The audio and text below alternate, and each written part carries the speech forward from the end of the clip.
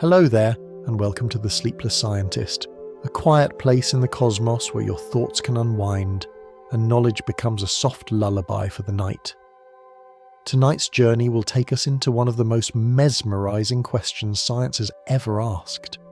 Are we truly alone in the universe, or is our universe just one ripple in an endless sea of others? But before you settle in and get cozy, I'd love if you could take a moment to like this video and subscribe, only if you truly find these quiet explorations enjoyable.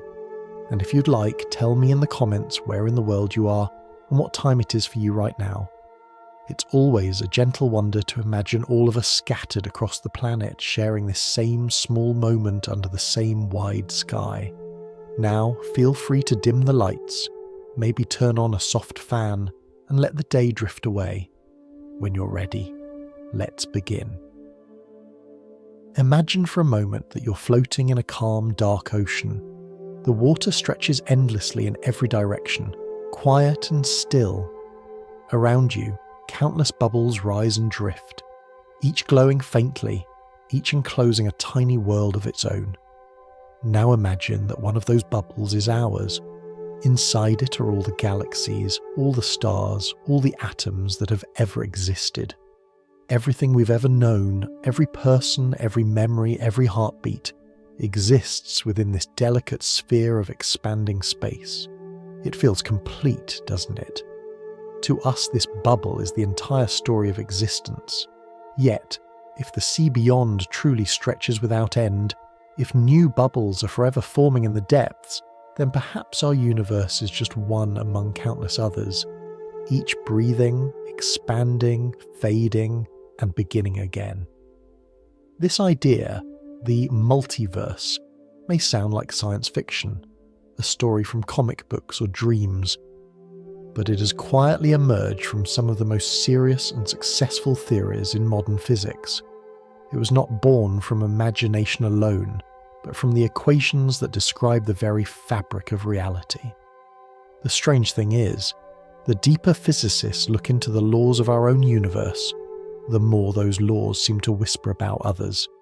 To reach that whisper, we must travel backward, past galaxies and nebulae, past stars and atoms, down to the smallest tremor of existence. There, in the world of the quantum, everything becomes both uncertain and infinite. A single particle can be in two places at once, or spin in two directions until someone looks. Physicists describe this with something they call a wave of possibilities, a kind of shimmering field that doesn't tell us where a particle is, only where it might be. It's tempting to think of that wave as a mathematical trick, just a way of predicting outcomes. But some scientists began to wonder if it might be more than that, if the wave itself is real. Perhaps when a particle has two possible paths, both truly exist, just not in the same world. Each possibility becomes a reality in its own right. When you imagine it this way, the universe no longer chooses one path and discards the others. It keeps them all. It keeps every tiny turn of fate, every decision, every outcome unfolding quietly somewhere beyond our reach. It's a strange, beautiful idea that the universe never says no, that every what if becomes a somewhere, and though it feels impossibly vast, it follows naturally from the logic of the quantum world. You might think of it like light passing through a prism, one beam entering, many colours emerging. Each colour remains part of the same light, yet shines on its own path. This gentle branching doesn't just live in theory. It may happen every moment, everywhere, including within you. Each time an electron jumps inside an atom, each time a neuron fires in your brain, a new branch may unfold. You continue along one, while another version of you walks softly into another universe, not gone, not less real, just elsewhere. In some branches, nothing important changes. The same stars rise, the same people breathe, the same coffee cools on the same table. In others, history twists. Perhaps a storm never formed, or a life never ended. The differences may be so small they shimmer like dust, or so large they reshape entire realities. And if this sounds too poetic to be physics, it's worth remembering that poetry and science both try to do the same thing, to find meaning in patterns too vast to hold in our hands. When physicists speak of multiverses, they are not spinning fantasies. They're trying to describe what their equations seem to insist upon. The strange truth is that nature often outpaces imagination. Yet, for all its depth, this idea is not new in spirit. Humanity has always suspected that what we see might not be all there is. Long before telescopes, people looked at the stars and wondered what lay beyond their faint borders. Each great discovery, that Earth orbits the Sun, that the Sun is one among billions, that our galaxy drifts in an ocean of galaxies, has humbled us a little more, like a gentle nudge reminding us that our view is never the whole picture. Perhaps the multiverse is simply the next step in that long, quiet journey, the next cosmic demotion, as some philosophers call it. We once believed the universe was centered on us. Now, it may turn out that our entire universe is just one tiny island in an archipelago beyond imagination. But here's a curious comfort in that thought. Even if there are infinite worlds, this one remains unique. The air you breathe, the memories you carry, the warmth in your chest, these belong to this universe, this version of you. The existence of others doesn't make yours smaller, it makes it part of something grander. So as we drift further into the story, we'll follow this thread from the smallest quantum whispers to the largest cosmic seas, to see how physics, philosophy, and imagination have all begun to describe a universe that might not be alone at all. And if, somewhere out there, another version of you is listening to these same words under a different sky, maybe they too are smiling at the thought that reality is larger than any one world could ever hold. If we follow the thread a little further, we arrive at a place where the universe begins to shimmer, not with light, but with uncertainty. This is the realm of the quantum, where even the simplest question, where is something, becomes impossible to answer with certainty. The answer instead is always soft, probabilistic, and more like a whisper than a fact. Physicists have a name for that whisper. They call it the wave function. But you don't need to think of it as an equation or a line of symbols. Think of it instead as a delicate vibration, a cloud of possibilities that surrounds everything. Every particle, every atom, even the light that warms your face carries this invisible hum, not a sound you could hear, but a rhythm written into the structure of existence itself. In the early 20th century, a young physicist named Erwin Schrödinger imagined that particles might behave more like waves than tiny billiard balls. These waves could spread out, overlap and interfere with each other, just like ripples on a pond. Imagine tossing a pebble into a still lake at night. The ripples move outward in gentle circles, meeting other ripples, merging, cancelling, creating patterns. Now imagine those ripples are not in water, but in the space of possibilities. Where the ripples overlap strongly, something is likely to be found. Where they cancel, it vanishes from likelihood altogether.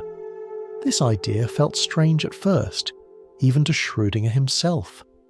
The wave was not a wave of matter or light, but a wave of probability, a map of where something could be. When another physicist, Max Born, looked at Schrödinger's idea, he added a new insight. If you take the strength of the wave at a point, what he called its amplitude, and square it, you get the probability of finding the particle there. It was a quiet revolution. Suddenly physics was no longer about certainty, but about chances. To you and me, that might sound abstract, but you can imagine it this way. Think of a firefly in a dark room. You can't see it directly, but every few seconds it glows. Each glow gives you a glimpse, a brief, random flash revealing where it might be. Over time, if you watch patiently, you begin to sense its pattern. That glowing map of where it might appear, that's what a wave function is like. What's remarkable is that these probability waves don't just describe small things, They describe everything. When you're not watching an electron, it isn't sitting quietly in one place. It's spread out like a mist, exploring every possible path at once. Only when something interacts with it, a photon, a detector, even your gaze, does it seem to choose. Physicists once called that sudden shift the collapse of the wave function. But some later wondered if maybe the wave never collapses at all. Maybe it simply continues, endlessly branching into versions of itself that we cannot see. In this picture, measurement is not the universe deciding, but the universe dividing, softly, cleanly, without violence or noise. Every possible outcome becomes real somewhere, and each continues as though it had always been the only one. It's as if the world keeps every draft of its story, never throwing away a single page. This idea unsettled many early scientists, including Albert Einstein. He famously said, "God does not play dice with the universe." He could not accept that randomness ruled at the heart of reality. But the experiments kept insisting otherwise. Light behaved both as a wave and as a particle. Electrons could pass through two slits at once and interfere with themselves. It was as if nature didn't care what humans found comfortable. To make sense of this, we can return to the image of the lake. Imagine you are standing by that quiet pond again, watching two stones fall into the water at slightly different spots. The ripples meet, merge, and create a lacework of peaks and valleys, bright and dark bands if this were light instead of water. That pattern, known as interference, is the fingerprint of a wave exploring more than one path. When you look, you see one result, one splash frozen in place. But in the unseen depths, every possible ripple still exists, moving gently outward. Physicists discovered that even when a single particle, just one electron for instance, travels through the slits one at a time, the interference pattern still builds up over time. Each electron seems to pass through both slits until it is observed. This is not magic, it's simply how the wave of possibility behaves. When we try to peak, we force the universe to declare itself in a single voice. When we don't, it sings in harmony. The mathematics that describe these waves, the famous equation Schrödinger wrote, may look complex, but its meaning is elegant. If you know how a wave function starts, you can predict how it will evolve. It flows smoothly, like a melody, until interaction disturbs it. In essence, it says that the future unfolds from the present through a rhythm of pure potential. If you could listen closely enough, you might almost hear it, a faint cosmic hum that links every atom in the universe. For bedtime physics, we don't need to wrestle with symbols. It's enough to understand the poetry behind them. The wave function isn't just a calculation, it's a description of reality as a living possibility. Everything is both here and there till it gently decides. Or perhaps, more truthfully, until we decide which branch we notice. It's a bit like a storybook that opens differently every time you turn a page. The words are the same, but the meaning shifts, depending on where your attention falls. In one reading, the hero takes the left path, in another, they choose the right. Both tales are real in their own way. The quantum world too holds all paths at once, waiting quietly for consciousness to catch up. And maybe that's the real wonder of it, that at the smallest scale, the universe is not a machine grinding toward a single outcome, but a dream unfolding in all directions at once. Every grain of matter carries within it a memory of every possibility it has ever held.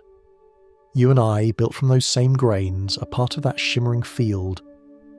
We are the wave looking back at itself, curious about its own reflection. As we drift deeper into this quiet understanding, the world around us feels a little less certain and somehow more alive. In the quantum whisper of the wave function, we begin to hear the first notes of a much larger song, one that might stretch beyond this universe into others we've yet to imagine. As we drift further into the story, we find ourselves standing before one of the strangest doors in all of science. A thought experiment so simple, and yet so haunting that it has lingered for nearly a century. Behind that door, there is a box. Inside the box, there is a cat. And somewhere in that box, there's a secret about the nature of reality itself. The physicist Erwin Schrödinger imagined this box not because he loved riddles, but because he was troubled by what quantum theory seemed to imply. According to the rules we've just explored, tiny particles, like electrons or atoms, can exist in multiple states at once. They can spin in two directions, pass through two openings, or hover in several places simultaneously. That idea works beautifully for the smallest things. But what happens when we connect it to something larger, something we can see, or even care about? Schrödinger pictured a small device, a single atom that might decay or might not, a detector that would sense the decay, and a vial of poison that would break if the detector triggered it. If the atom decays, the poison is released and the cat dies. If it doesn't, the cat lives. It's not a real experiment, of course, just a mental mirror held up to quantum logic. Now, if quantum rules apply to everything, then until we open the box, the atom is both decayed and not decayed. The detector is both triggered and not triggered. And the cat, well, the cat must be both alive and dead at the same time. This was not Schrödinger's attempt to make physics sound mystical. It was his way of pointing out how absurd that sounded when scaled to the everyday world. He wanted us to see the tension between what we measure and what might truly exist before measurement. Let's step closer to that box in our minds. Picture it sitting quietly in a sunlit room, the dust floating through the air, the seconds ticking by. Inside, the little world of atom and detector continues, without our awareness. If we follow the quantum description, there isn't a single story unfolding in there, but two, one where the cat's heart beats softly on, and another where it has fallen silent. The instant we lift the lid, the two stories seem to merge into one. We see a single outcome: the cat is alive, or it is not. Yet in the deeper mathematics of the universe, which we can imagine here as a kind of cosmic branching river, both outcomes still exist, each flowing into its own channel. When you open the box, you simply join one stream of that river, not both. The other branch continues quietly, beyond your perception. For most of the 20th century, physicists accepted that this collapse from many possibilities into one was simply how nature behaved. But as time went on, others began to wonder whether the collapse was real, or merely an illusion caused by our limited point of view. A young physicist named Hugh Everett proposed something radical in the 1950s. What if the wave of possibilities never collapses at all? What if, instead, the universe itself divides whenever choices arise? In one universe, the cat lives. In another, it does not. In one, you open the box. In another, you walk away. The cosmos, Everett suggested, keeps both realities, never discarding a single thread. It's an unsettling thought, but also strangely elegant. There are no special rules for observation, no cosmic sleight of hand, just the same quiet unfolding everywhere. The wave function, that whisper of possibility we met before, doesn't break. It simply continues, branching into countless worlds that no longer touch. Imagine a great tree standing in the darkness. Its trunk represents the present moment, and from it grow infinite branches. Each branch carries a slightly different version of events, the same leaves, but bent by different winds. To you, moving along one branch, the others seem invisible. But to the tree itself, they are all part of the same living whole. Some call this the many worlds interpretation, though the phrase can sound grander than the reality it describes. It doesn't mean new universes pop into existence out of nothing. Rather, it means that reality already contains all possibilities, like layers of translucent glass stacked together, each one showing a slightly altered reflection. We only ever see through one layer at a time. It helps to think of your own life in this way. Each decision you've made, every path taken or untaken, might exist as its own quiet branch, Somewhere perhaps, there is a version of you who learned to play the piano, another who moved to a different city, another who never heard of this video at all. These are not fantasies, but possible continuations of reality's grand equation, written softly into the mathematics that guides every atom. Yet, there's no reason to feel lost in that infinity. Every version of you, in every branch, feels as whole and as real as you do. Now, none of them are copies, each is a complete self, following a different melody in the same cosmic song. The multiverse, if it exists, is not a crowded hall of duplicates. It's a symphony of possibilities, each line distinct yet harmonious. There's something profoundly gentle in that idea. Instead of a universe where chance erases what might have been, we find one where nothing is truly lost. The wave keeps all its notes, even the ones we never hear. Existence, then, becomes not a single line, but a woven fabric. Every thread still humming somewhere in the dark. And if that sounds like too much to hold in your mind at once, that's all right. The cat in its box isn't meant to frighten you or to challenge belief. It's meant to invite wonder, to remind us that the boundaries between seen and unseen, real and unreal, may not be as strict as we once thought. The cat is not just alive or dead. It is also a symbol of our curiosity, trapped and free at the same time, waiting for us to open the lid. When you close your eyes tonight, imagine all the quiet boxes still unopened across the multiverse, each holding its own small secret, each alive in its own way. And somewhere, in one of those soft possibilities, perhaps the cat is stretching, yawning and watching you with golden eyes that seem to ask the same question you've been asking all along. What is real? Our quiet exploration now turns to what happens after the box is opened, not just to the cat, but to us. Because if reality truly branches, then so do we. Every time we look, touch, decide, or even breathe, we may be weaving ourselves into one strand of a pattern far greater than we can imagine. It can feel strange to think of yourself as more than one. We live our lives as a single, steady thread. You wake up, brush your teeth, drink your coffee, and step into the same body you've always known. But quantum mechanics invites us to see identity differently. It whispers that your story may have many pages running in parallel, all beginning at the same first sentence, all drifting toward their own quiet conclusions. Let's return to the image of the branching river. Each time water meets a stone, it splits. One current flows left, another right, and each continues to ripple downstream. If the quantum universe behaves this way, then every time an atom faces more than one possible future, both paths unfold. The branch you experience feels complete, but somewhere beyond your reach, the other river still flows. You are the observer travelling in one current, unaware of the others that share your source.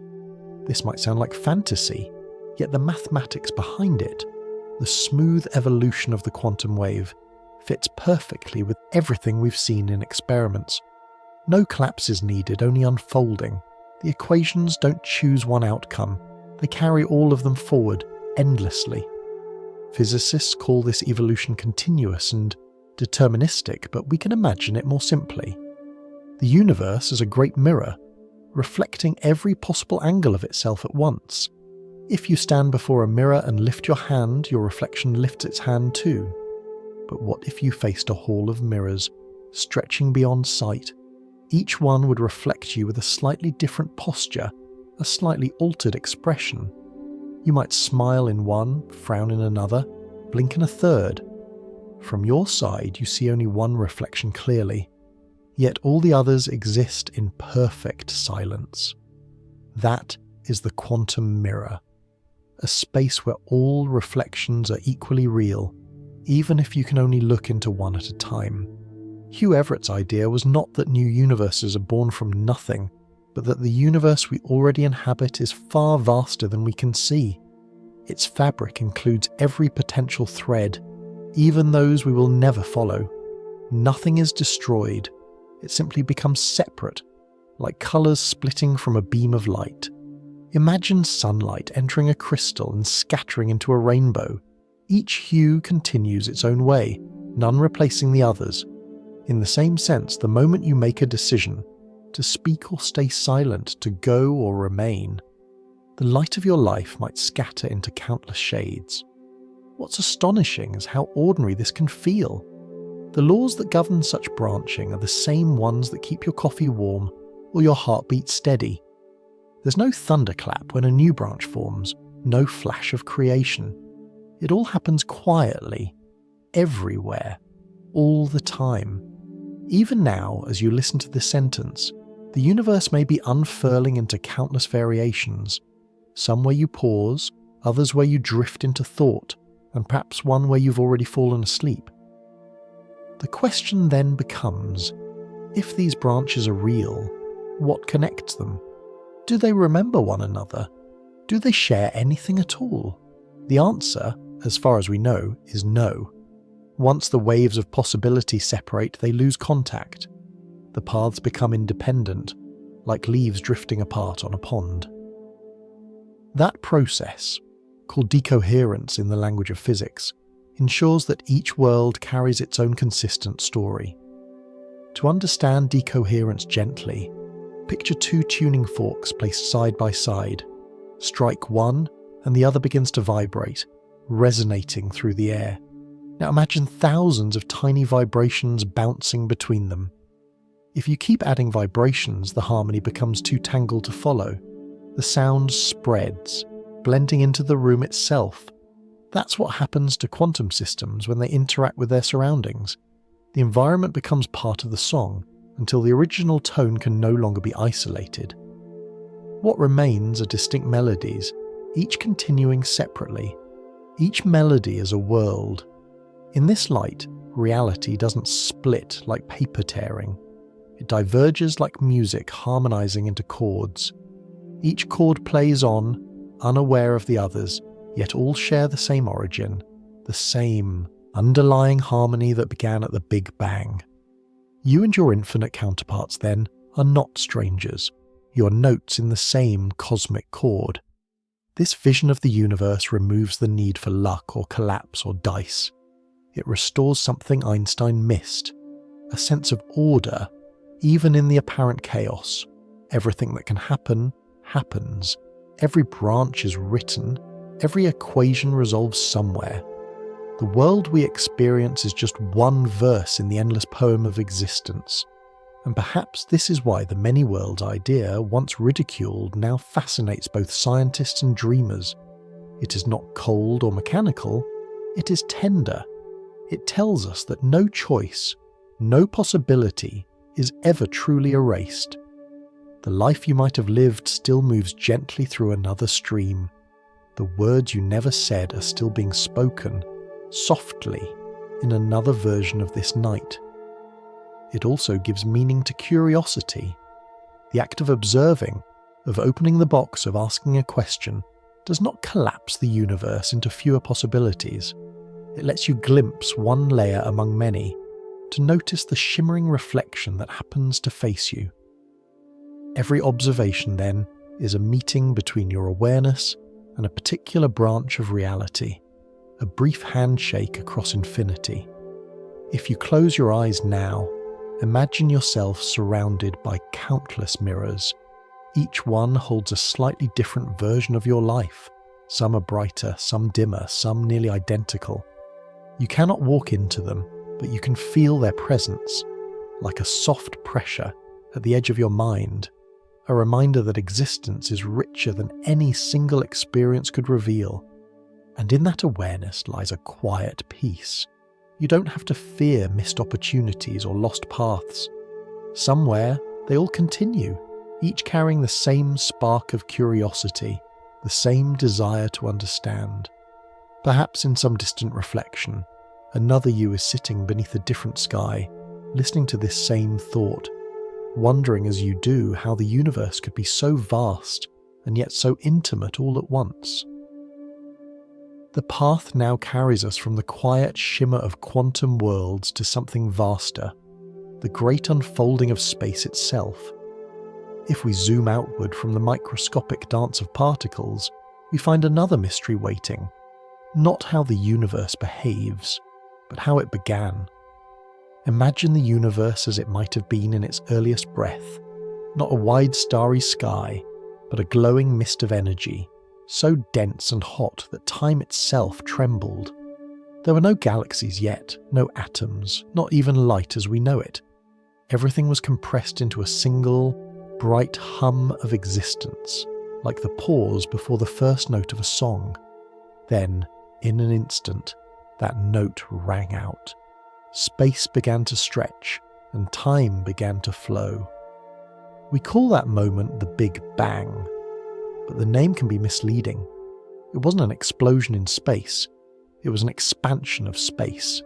There was no center, no direction, no sound, only a sudden change in scale. Imagine dots drawn on a balloon. As you inflate it, the dots move farther apart, not because they're moving through the air, but because the space between them is growing. In much the same way, galaxies move apart not through the cosmos, but with it.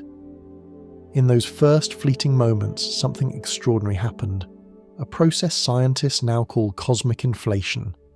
It was as if the universe took a single breath that expanded faster than anything before or since. In less than a blink of time, it grew from smaller than an atom to larger than entire galaxies. This wasn't an explosion, but a smooth swelling, as if space itself had learned how to breathe. To help you picture it, imagine a pot of water just before it boils. Tiny bubbles begin to appear, scattered across the surface, each forming where the temperature rises enough to change water into vapor. Now imagine that the universe began in a similar way, except instead of water turning to steam, it was space itself changing its nature. Each bubble in that vast cosmic foam could become a universe of its own, expanding, cooling, forming its own stars and galaxies. Our universe, then, might be one such bubble adrift in an infinite sea. The beauty of this idea is that it doesn't just explain how our universe began, but why it might not be alone. If the conditions that caused inflation still linger in other regions, and physics suggests they could, then new universes may still be budding off all the time. Somewhere beyond our reach, fresh bubbles are forming, each with its own laws of nature, its own flow of time, its own story unfolding. It's difficult to imagine infinity, but we can come close by thinking of something familiar. Picture a field in springtime, dotted with seeds carried by the wind. Some take root here, others drift farther, landing in unseen places. Each seed carries the same origin, but grows into a unique pattern of branches and flowers. The multiverse could be just like that, a garden without end, each universe blooming in its own rhythm. You might wonder, how can we know? If these other universes exist beyond what we can observe, how can anyone claim they're real? The answer, softly put, lies in the traces they might have left behind. When scientists look at the faint afterglow of the Big Bang, the cosmic microwave background, they see a nearly perfect pattern of light left from when the universe was only 380,000 years old. Yet in one small region of the sky, there's an odd cold spot slightly dimmer than the rest. Some researchers have speculated that such marks could be the bruises of our bubble brushing against another, long ago. We can't be sure, of course. The evidence is subtle, like the fading ripples after a distant pebble drops into a pond.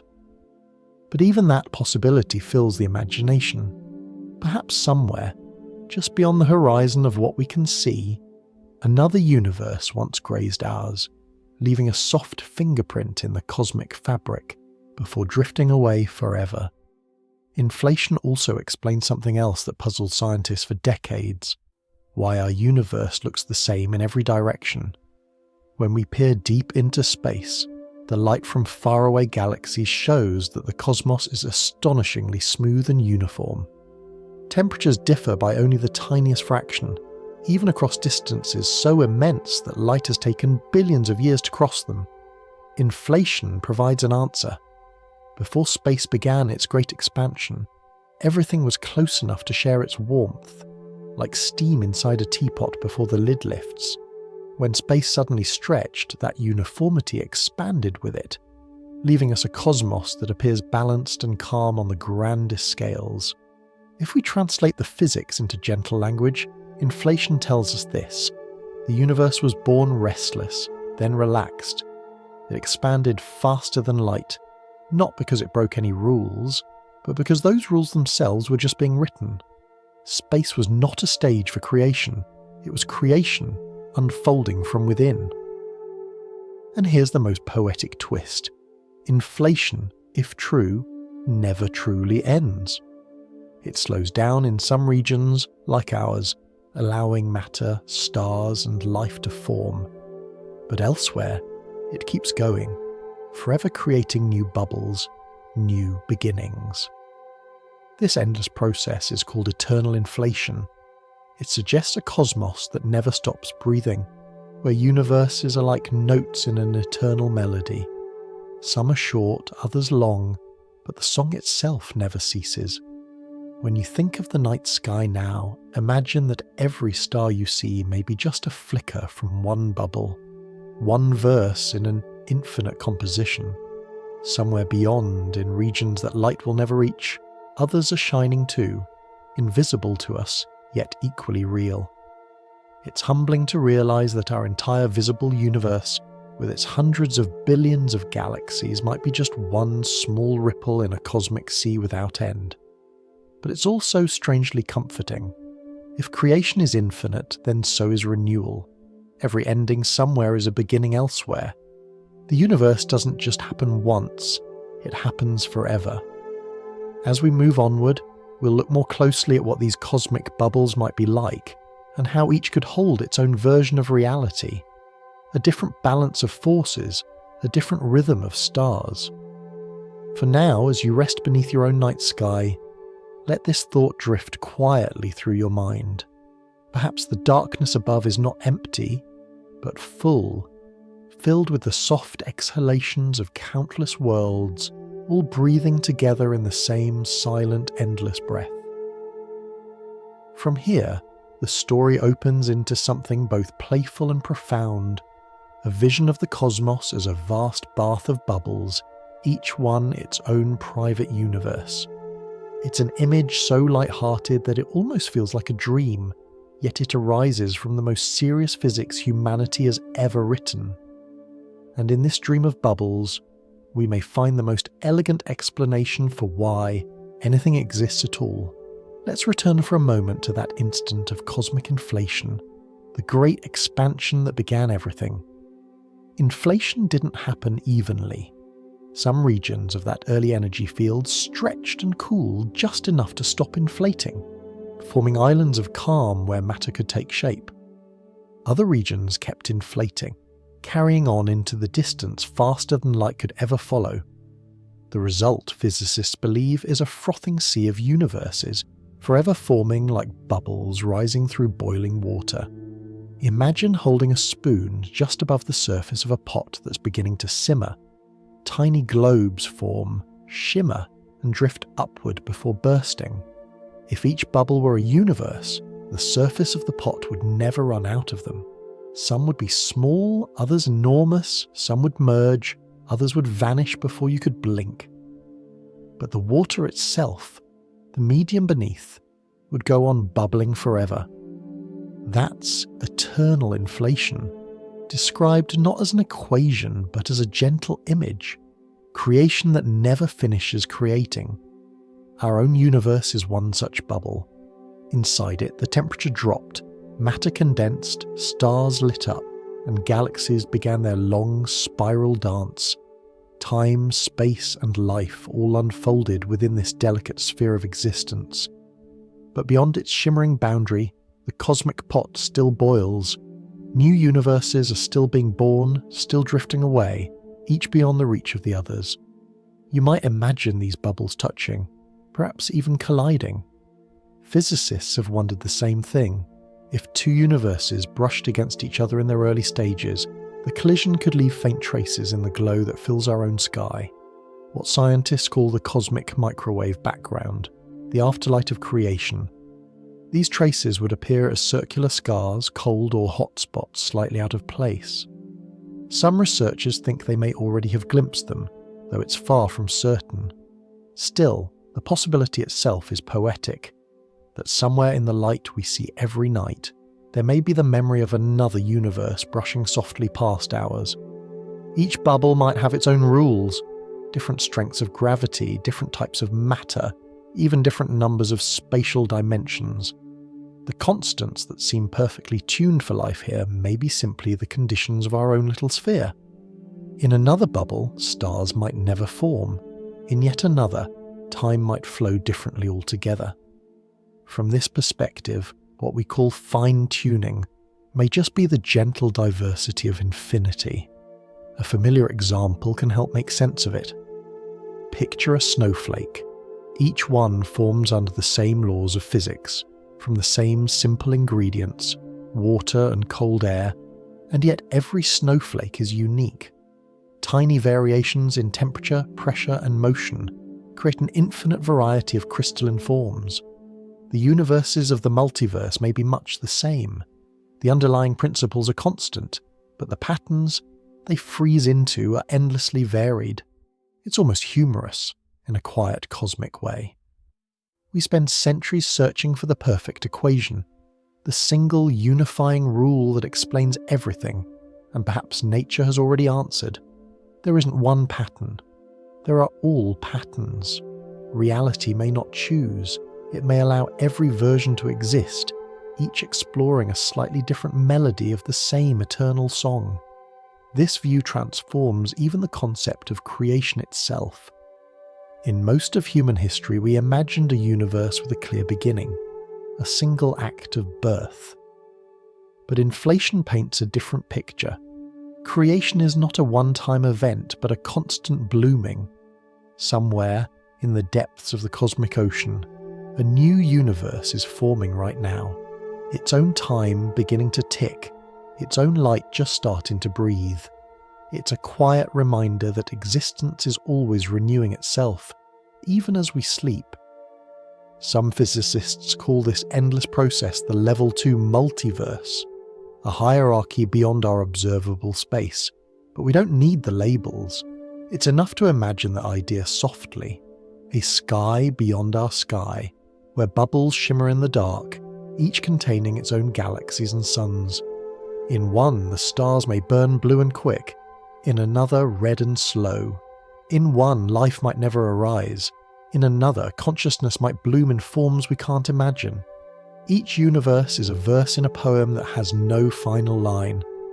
Now consider what this means for us. If the cosmos is filled with countless universes, our existence becomes both rare and inevitable. Rare, because the right conditions for life may be precious. Inevitable, because infinity has room for all possibilities. Somewhere, the combination that allows thought, memory and wonder was bound to appear. You and I are part of that combination, the fleeting consciousness of one tiny bubble that knows it's floating in the dark. You can think of it as a cosmic lottery, but one where every ticket wins something. Some win galaxies, some win nothing but silence. We happen to win the chance to ask questions, and in that curiosity lies our connection to the whole.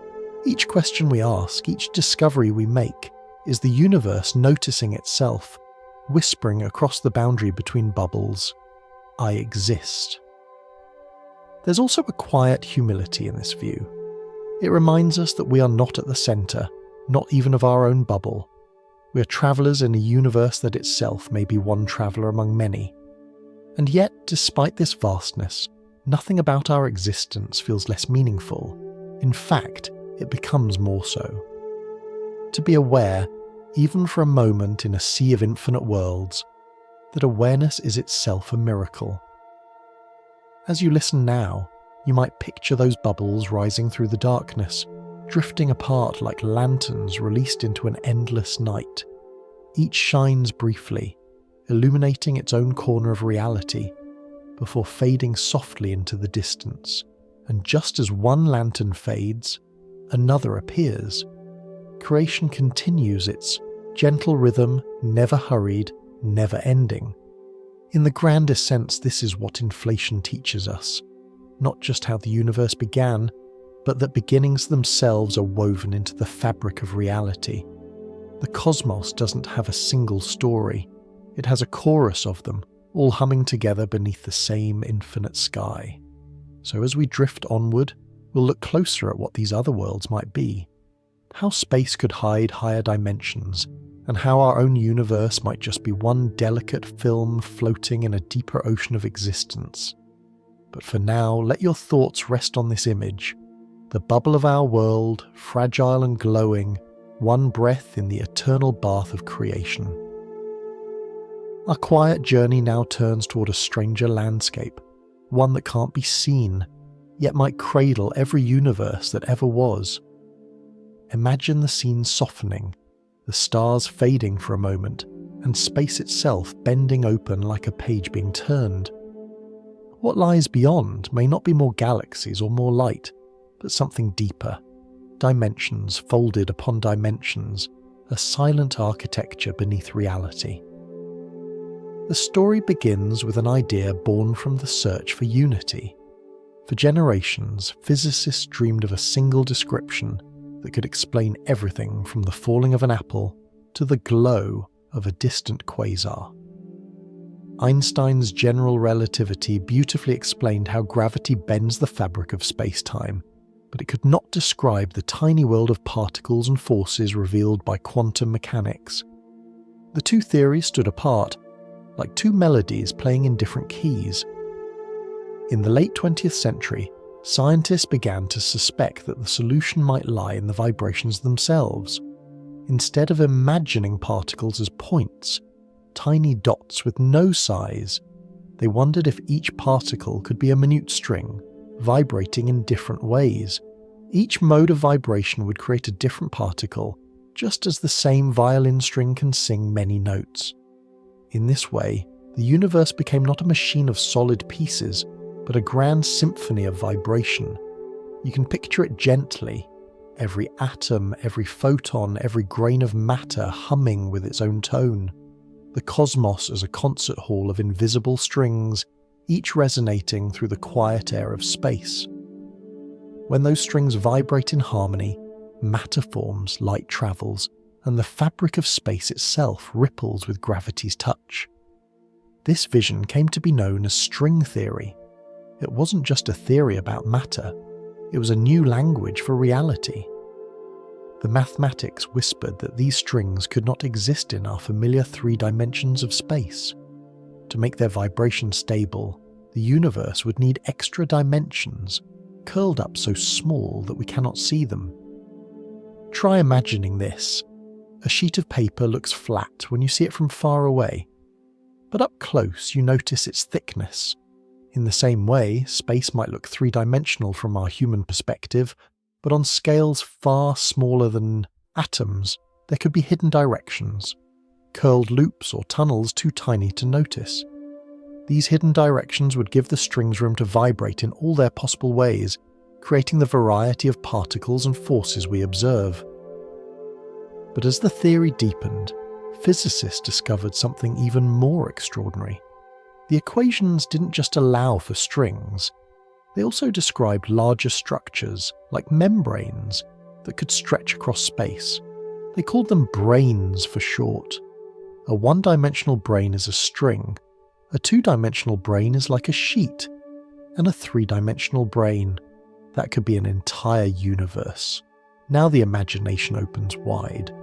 Suppose our whole cosmos is a 3-dimensional brane floating in a higher dimensional sea, a space beyond space called the bulk. Everything we know, the stars, planets, and even the light that reaches your eyes, could be trapped on this membrane, unable to move into the extra dimensions around it. Light and matter are confined here, like ripples that can move across the surface of water but never escape into the air above. This might sound abstract, but there's a comforting simplicity in it. The fish in a pond know only the water, they cannot see the sky. To them, the surface is infinite. But we, looking from above, know that the pond is just one part of a much larger world. Perhaps we are like those fish, beings of the brain, living our lives within a surface that floats in a deeper reality. In that deeper space, other brains may drift beside ours. Entire universes separated from us by less than a whisper, yet unreachable. Each could have its own stars and laws of physics, just as each bubble in the inflationary sea had its own story. Some might be completely dark, some filled with forms of matter we cannot perceive. And just as two soap films can touch and merge, brains too might collide. Some cosmologists believe that such a collision could have ignited our own Big Bang, a spark born from two universes brushing against each other in the higher dimensional night. This framework is sometimes called M-theory, the M standing quietly for membrane, mystery, or perhaps even mother, the mother of all universes. It suggests that creation may not have happened once, but as a recurring rhythm of brains meeting and parting, like waves crossing on a vast ocean. You can think of it as a slow, eternal heartbeat. Each time two brains touch, energy floods into them, igniting a burst of expansion. A new universe begins. When they drift apart, their light fades, making room for the next rhythm to begin. In this view, our cosmos may simply be the echo of one such heartbeat, still expanding through the silence.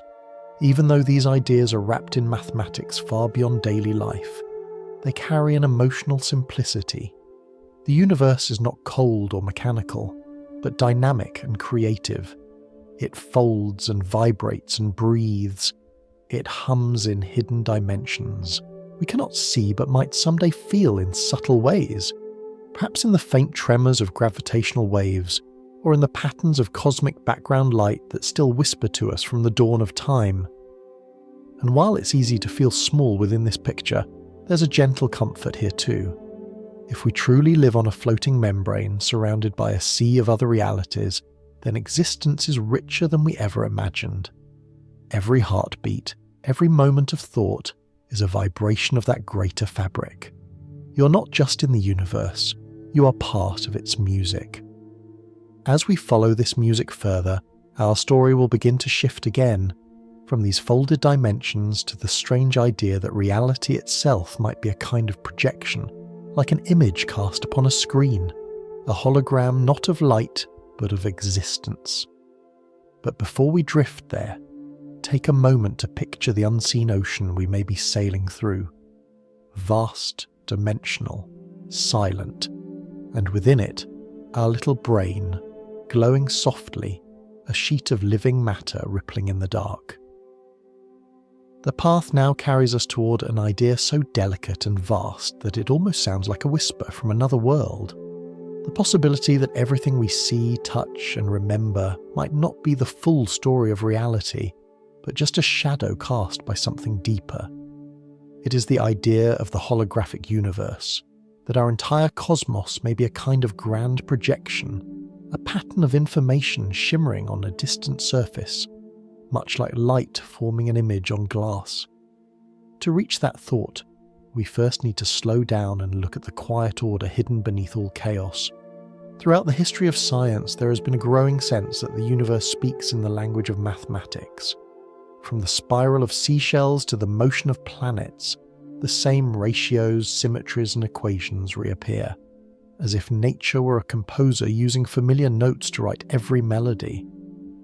Even Einstein once said that the most incomprehensible thing about the universe is that it is comprehensible. Somehow everything follows patterns, precise and beautiful, as though reality itself were written on invisible paper. Some physicists, like Max Tegmark, have taken this thought even further. They propose that mathematics is not just a tool for describing the universe, it is the universe. Every mathematical structure that can exist does exist as a physical reality in its own right. Ours, then, would be only one solution among infinitely many, one expression of possibility in an ocean of equations. Imagine the universe as a vast sea made not of water, but of logic, rippling with shapes, numbers, and relationships. Each pattern that can be consistent with itself becomes a world. In one, the laws of gravity may be slightly stronger. In another, time might flow in loops. Every variation is a different wave in the same mathematical sea. What we call existence might simply be the act of one of those waves rising high enough to become aware of itself. This vision can feel abstract, but it can also feel intimate. Think of a snowflake again, that fragile geometry of frozen water. No two are alike, yet every one is a perfect realization of the same mathematical principles: the hexagon, the branching symmetry, the dance between order and chance. If mathematics underlies all things, then each snowflake is not merely frozen water. It is the universe expressing a small truth about itself. In that sense, you and I too are parts of an equation being solved in real time, the universe calculating itself through us. From this foundation rises one of the most mind-bending ideas in modern physics, the holographic principle. It began as a response to a simple, haunting puzzle. When a black hole forms, it swallows everything that falls into it: matter, light, even information. But according to quantum theory, information cannot truly vanish. So where does it go? The answer, some scientists realize, might lie not inside the black hole but on its surface. Imagine a black sphere in space, dense enough that even light cannot escape. Everything that falls in adds to its mass, and therefore to its size. The strange part is that the amount of information that can be stored in a black hole, all the details about what has fallen in, seems to depend not on its volume, but on its surface area. The larger the surface, the more information it can hold. It's as if reality is written not in the depths, but on the boundary. This insight led to something extraordinary. If it's true for black holes, perhaps it's true for the universe itself. Maybe all the information that makes up our three-dimensional world, every star, every particle, every heartbeat, could be described by data encoded on a distant two-dimensional surface surrounding it, like a cosmic film strip projecting the illusion of depth. What we perceive as a full three-dimensional reality may be the holographic image of information stored on that faraway screen. It sounds impossible, but it has a strange logic. Think of how a hologram works. A thin sheet of film, when illuminated by light, produces a full three-dimensional image. The image isn't really there, but it looks and behaves as if it were. If the universe is holographic, then every moment, every galaxy, even your sense of self might be part of that shimmering projection. You're as real as a rainbow, intangible but luminous. Of course, no one is suggesting that the universe is fake or that we live in a digital simulation. The holographic idea is not a story about illusion, but about connection. It says that what happens inside space can be perfectly described by what happens on its boundary. The two are one and the same, just different perspectives of the same truth. You might think of it like a story written across 2 pages.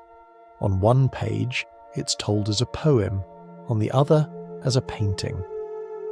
Both carry the same meaning, just expressed differently.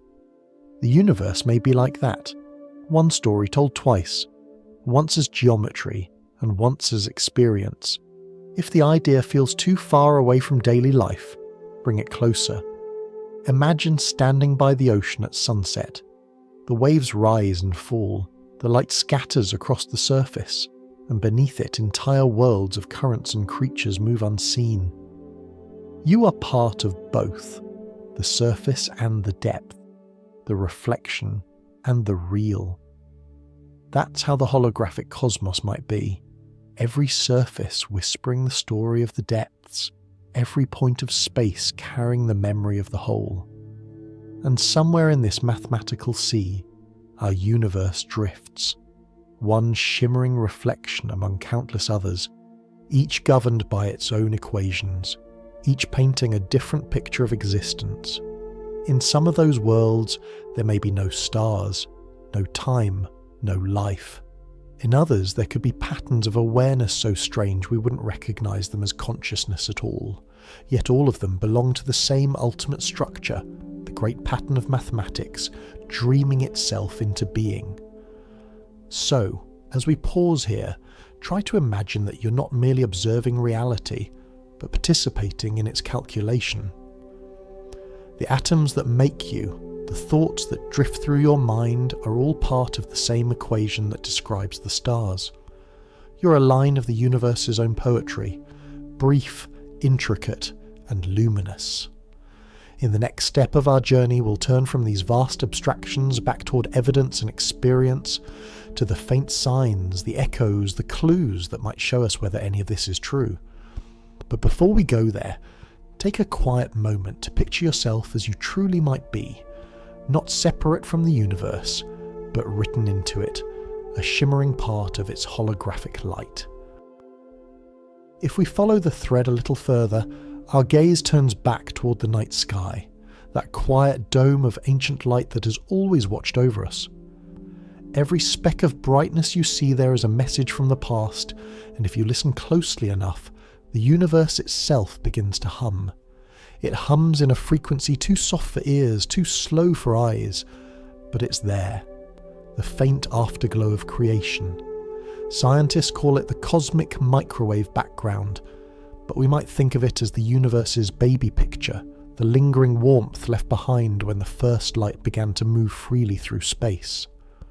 For almost 14 billion years, that light has been travelling, stretched thin by expansion, cooled until it's barely more than a whisper of heat, a gentle glow spread evenly across the heavens.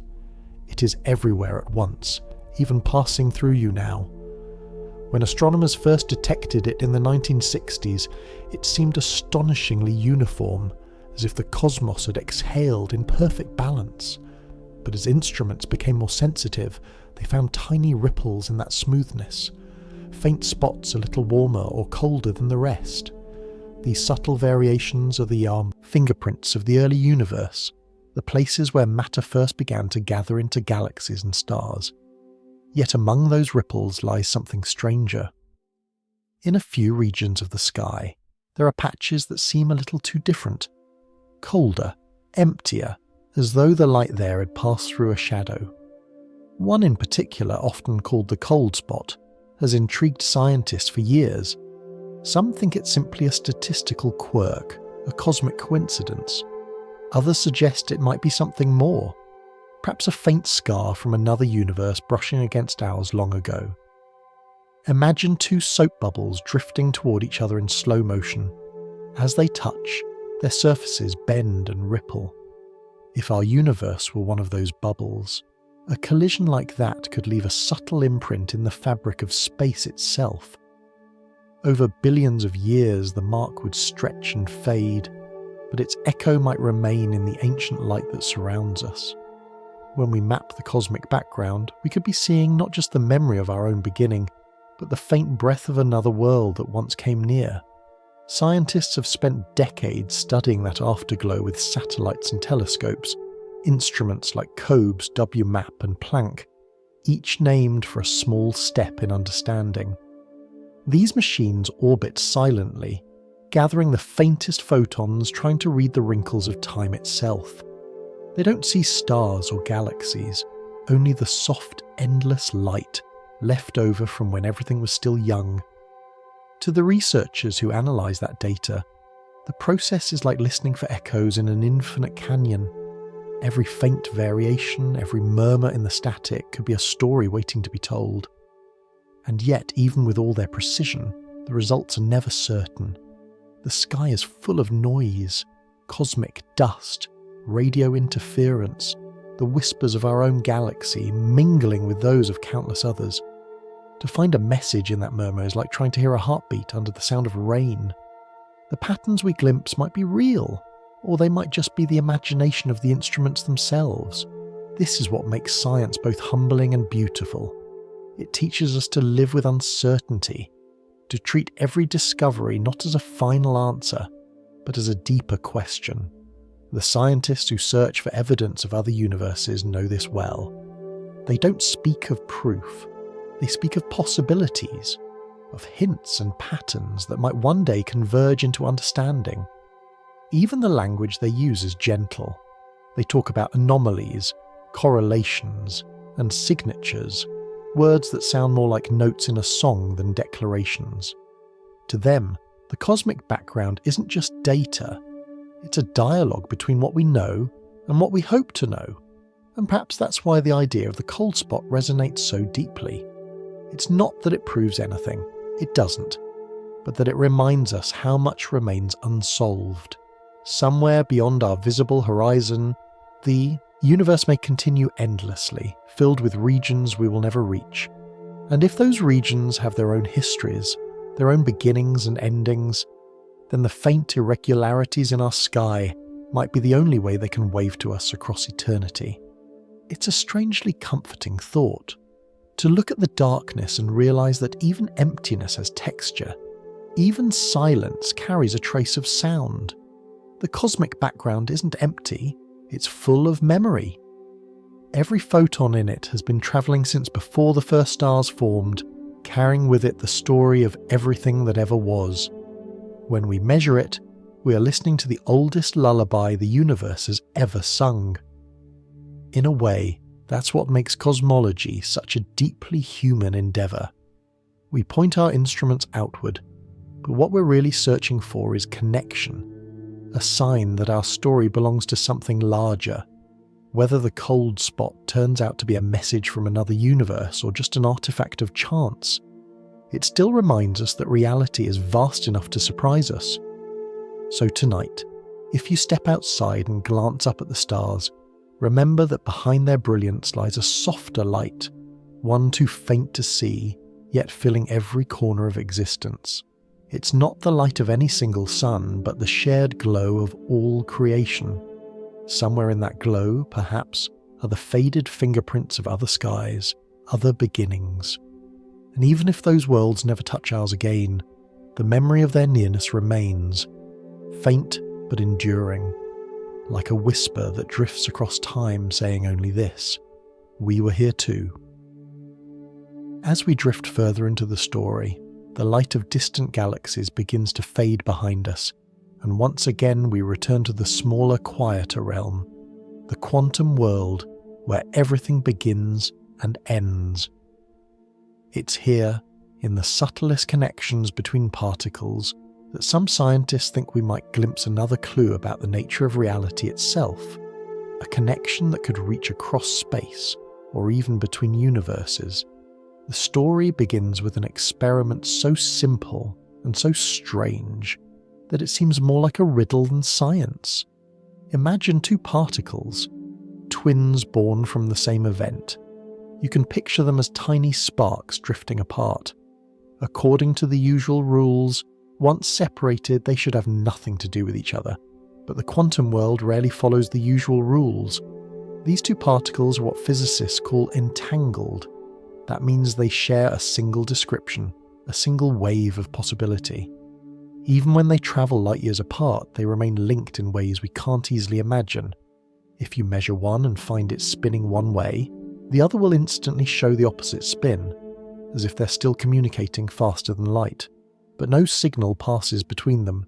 There's simply no need. They are, in a sense, the same story told in two different places. Einstein disliked this idea. He called it spooky action at a distance. But over time, experiments proved him wrong. The results are real, measurable, repeatable. The universe, it seems, allows connection without contact, a harmony that transcends space. To understand it gently, think of two musicians playing in separate rooms. You might expect their notes to drift apart, each following its own rhythm. But when the music starts, you find that they are perfectly synchronized. Every beat, every pause, every flourish identical. You could walk into either room and hear the same song continuing seamlessly, as if an invisible conductor kept them in perfect time. That invisible conductor is the entanglement, not a signal, not a wire, but a shared origin, a unity that never truly split. The music doesn't travel between them. It was written into both from the beginning. Now imagine taking that idea to its quiet extreme. If every particle was once connected in the early universe, might the entire cosmos still be subtly entangled? And if other universes exist, bubbles or brains beyond our reach, Could there be faint threads of correlation still linking us to them? The mathematics of quantum theory doesn't forbid it. It suggests that separation is never complete. Even across the void, information can remain intertwined. Physicists have begun to explore this idea through what they call quantum teleportation and quantum communication. In these delicate experiments, information, the state of one particle, can be transferred to another far away, not by moving matter, but by mapping its properties through entanglement. Nothing physical travels, only the pattern moves. It's as if reality has learned how to whisper to itself, instantly, from one corner to another. Some researchers, reaching for words to describe what seems beyond words, imagine the universe as a web of shimmering filaments, not made of light or matter, but of relationship. Every atom, every photon, every you and me are connected through those invisible threads. Cut one, and the rest still hum with its memory. This image of quantum threads has inspired another idea, one as strange as it is beautiful. Perhaps the structure of space-time, the fabric that holds everything, is woven from entanglement itself.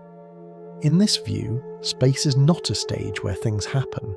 It's the collective harmony of all relationships, each connection forming a tiny stitch in the cosmic tapestry. Without entanglement, space itself might unravel. Some scientists have even found mathematical hints that wormholes, those mysterious bridges between distant regions of space, could be another expression of entanglement.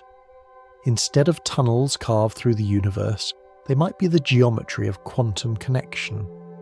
In plain language, what we think of as a shortcut through space might actually be a deep friendship between 2 points, a bond strong enough to fold distance out of existence. Of course, these are still ideas, not certainties.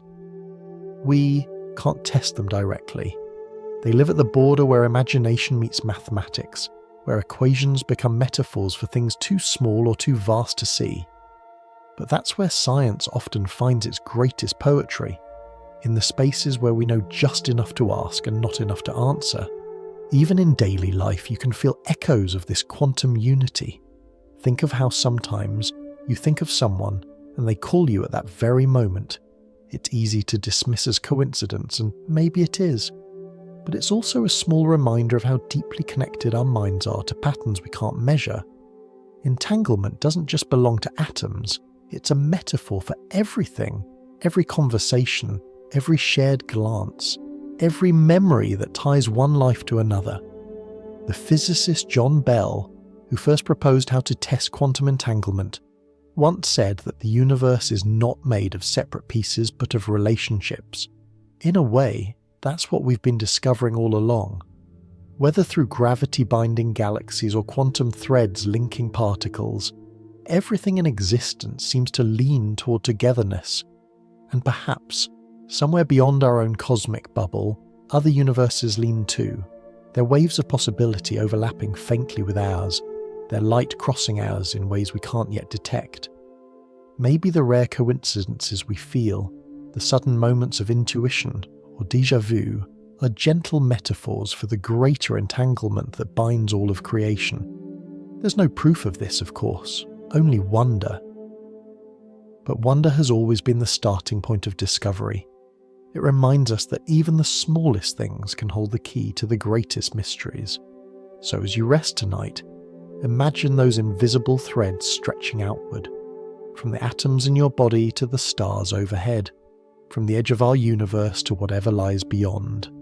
Picture them glowing softly, weaving through everything, connecting every story ever told. The cosmos is not a collection of lonely islands. It's a network of light and possibility, a single pattern playing out across infinite worlds. And perhaps, in that vast pattern, you and I are already connected too. Not by distance, but by the quiet resonance of curiosity itself. The path now carries us to a quieter place, the edge of what can be known. Here the light of data begins to fade and the language of certainty gives way to softer words. Maybe, perhaps, it seems.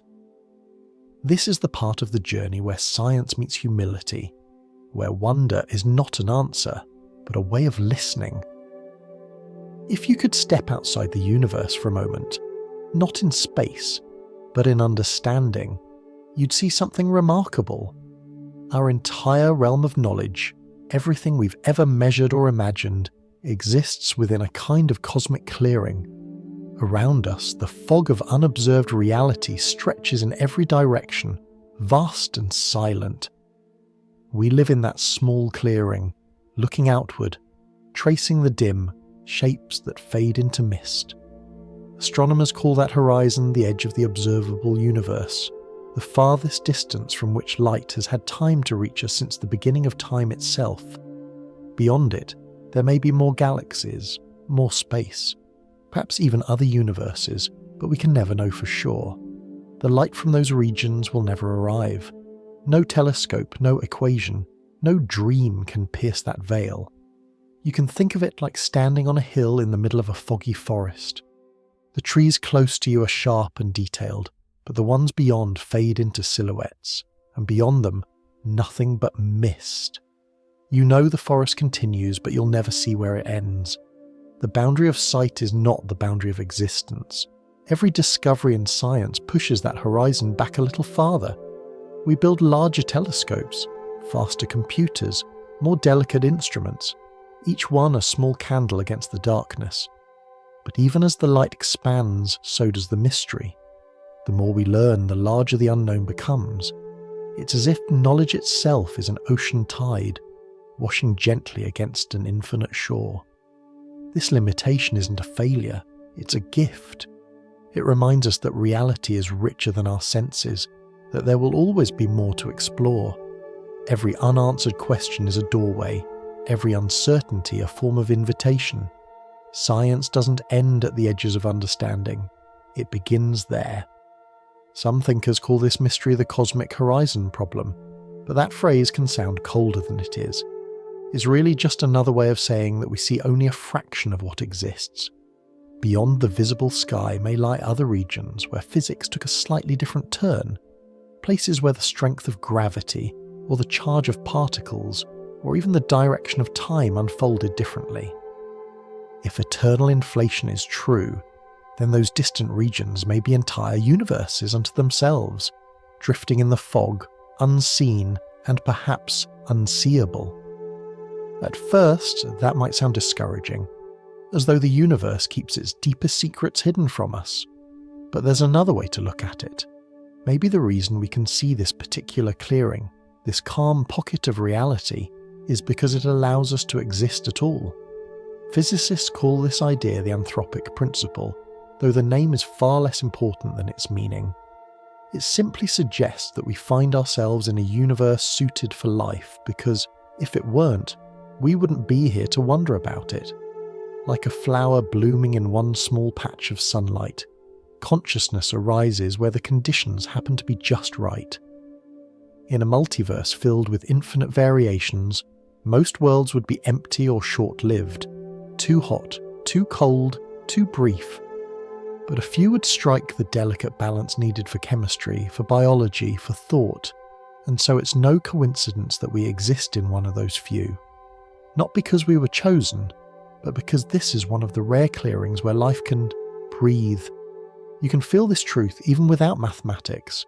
Think of how, in early morning fog, you sometimes find a single beam of sunlight breaking through the clouds, illuminating just one patch of grass. It doesn't mean the light prefers that spot, it just happens to pass through there. Life is that patch of light. We exist where the laws of nature allow the universe to notice itself. In that way, the anthropic principle isn't a declaration of ego, but of gratitude. It reminds us that consciousness, your awareness right now in this moment, is part of the universe's own reflection. The cosmos looks inward through our eyes. The fog is not our enemy. It's what gives shape to what we can see.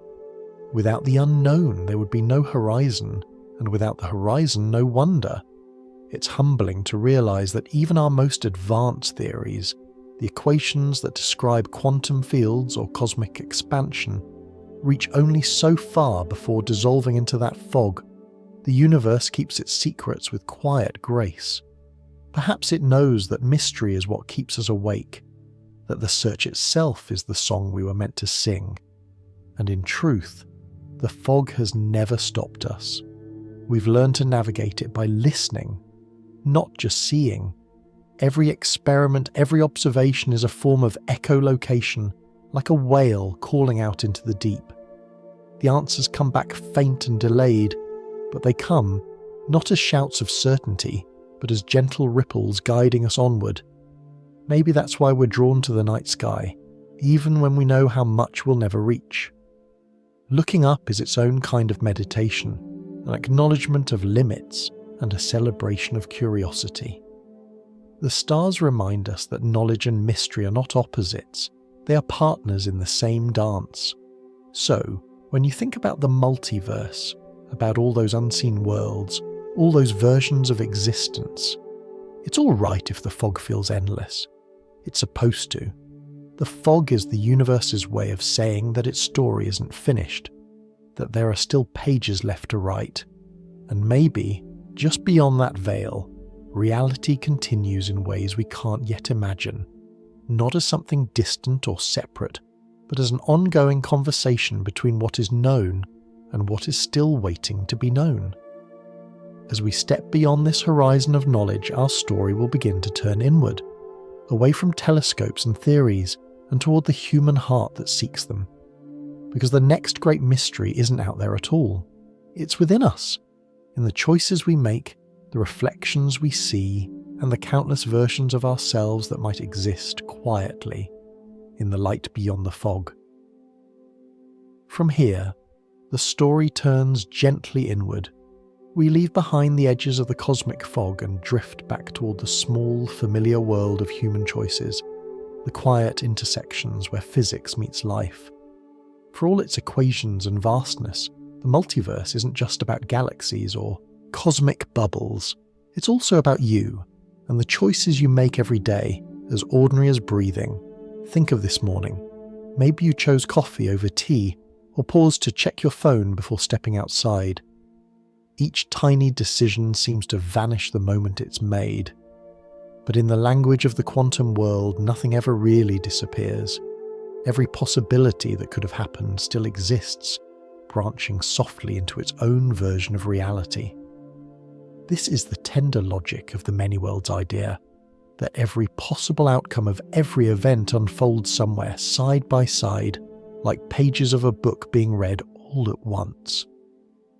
When you decided to stay a little longer in bed, another version of you rose earlier, and the two paths diverged, both real, both continuing. You're aware of only one, but the other flows quietly on, with its own morning light, its own rhythm, its own story. At first, this can feel dizzying, as if reality were splitting endlessly. But it isn't chaos, it's continuity. The universe in this picture never chooses one story and throws away the rest. It keeps them all, like threads woven together into a vast invisible tapestry. You follow one thread through the weave, but every other thread remains, crossing and looping part of the same grand design. You can think of it like a river delta seen from above.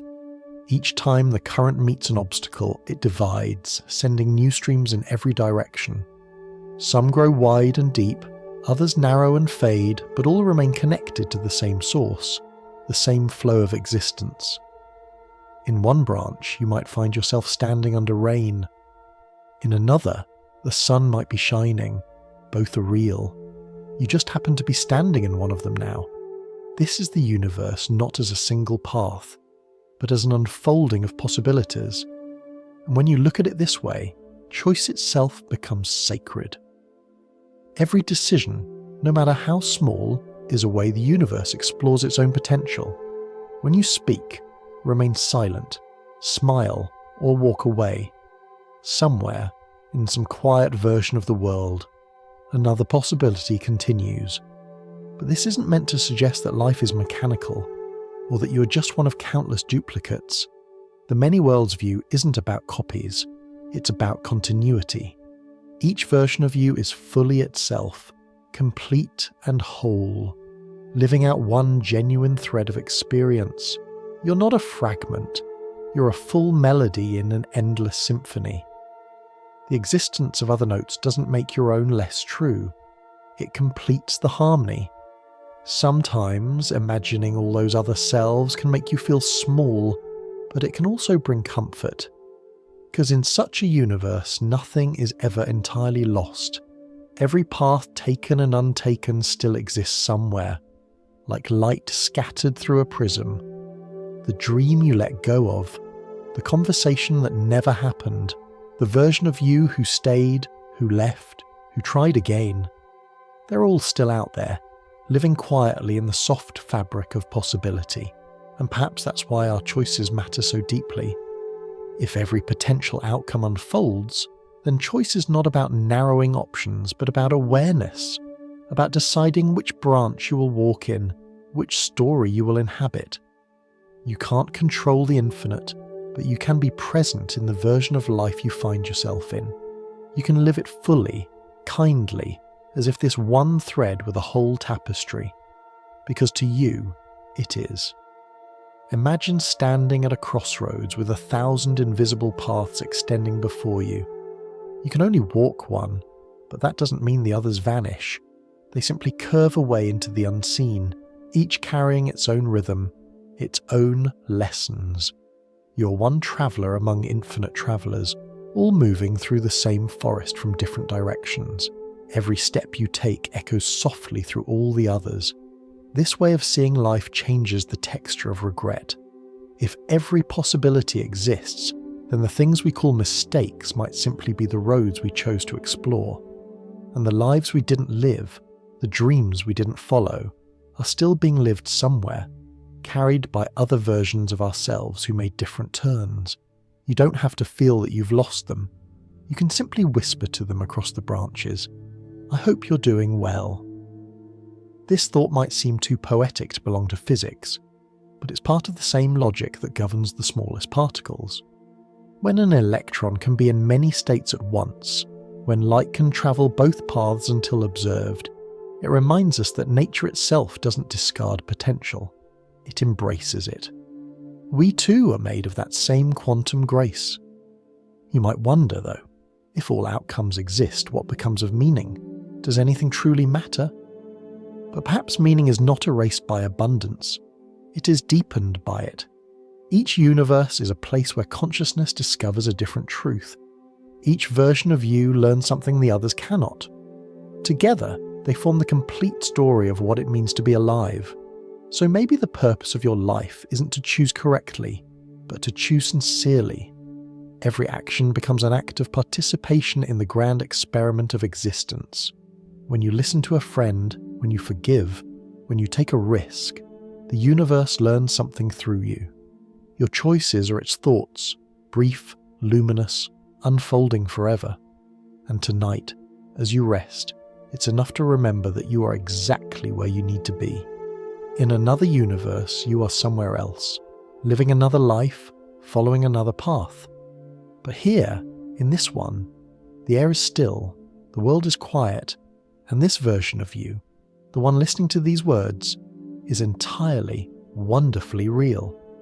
The multiverse may hold infinite possibilities, but only one contains this breath, this heartbeat, this moment of awareness, and that's enough. If we follow the thread a little further, the river of possibilities begins to bend inward, reflecting something more intimate. It's no longer about the countless universes that might exist out there, but the countless versions of you that may walk quietly among them. Somewhere perhaps, another you is looking at another sky, thinking this same thought, wondering what it would be like to meet the person who shares your name, your memories, your face, but not quite your life. It's an unsettling and beautiful idea, that there could be more than one version of who you are, each shaped by a single turn, a single breath, a single chance decision. Maybe in one universe you followed the path you once abandoned. In another, you spoke the words you held back. In another still, You never heard this story at all. Each of these versions would believe they were the original. Each would feel their emotions fully, dream their own dreams, and wake each morning believing, as you do, that their life is the only one. If you were to meet one of these other selves, perhaps standing face to face in some impossible crossing of worlds, would you recognize them? You might think so, but maybe not immediately. The differences might be subtle, a tone of voice, a posture, a quiet confidence you hadn't yet learned. Like meeting a sibling who remembers your past differently. They would carry the same beginning, but not the same story. To understand this softly, imagine a mirror that doesn't reflect your image exactly, but shows who you might have become if you'd made one different choice. The reflection smiles a second earlier, stands a little taller, or wears the weight of sadness you escaped. The two of you look into each other's eyes and see the same soul refracted through different light. Neither one is more real, both are complete, each living a truth shaped by chance and circumstance. This idea might sound strange, but it isn't far from how our own memories work. Every time you recall a moment from your past, your brain subtly rewrites it. The image changes slightly, the details rearrange themselves, and the memory becomes a version of a version, a story evolving in time. You are, in a sense, already many selves layered together. The child you once were, the person you are now, the one you are still becoming. The multiverse simply stretches that natural layering beyond one lifetime into infinite ones. And though the notion of multiple selves can feel distant, its emotional echo is familiar. There are days when you catch your reflection in a window and hardly recognize it, when you hear your own voice in a recording and think, is that really me? Those moments are small glimpses into the space between versions, between who you were, who you are, and who you might still become. Some philosophers call this the problem of identity. If every version of you is equally real, what makes you the one you feel yourself to be? The answer might not be a single trait, but a thread of continuity, the awareness that follows you from moment to moment, from thought to thought. You are the light that moves through all possible rooms, illuminating each for an instant before moving on. The physicist Bryce DeWitt once said that, in the many worlds interpretation, the universe is like a grand orchestra playing every possible note at once, and consciousness is the melody we happen to follow. Each you is a variation on that melody, not a copy, but a harmony. Together, they form the complete song of your existence.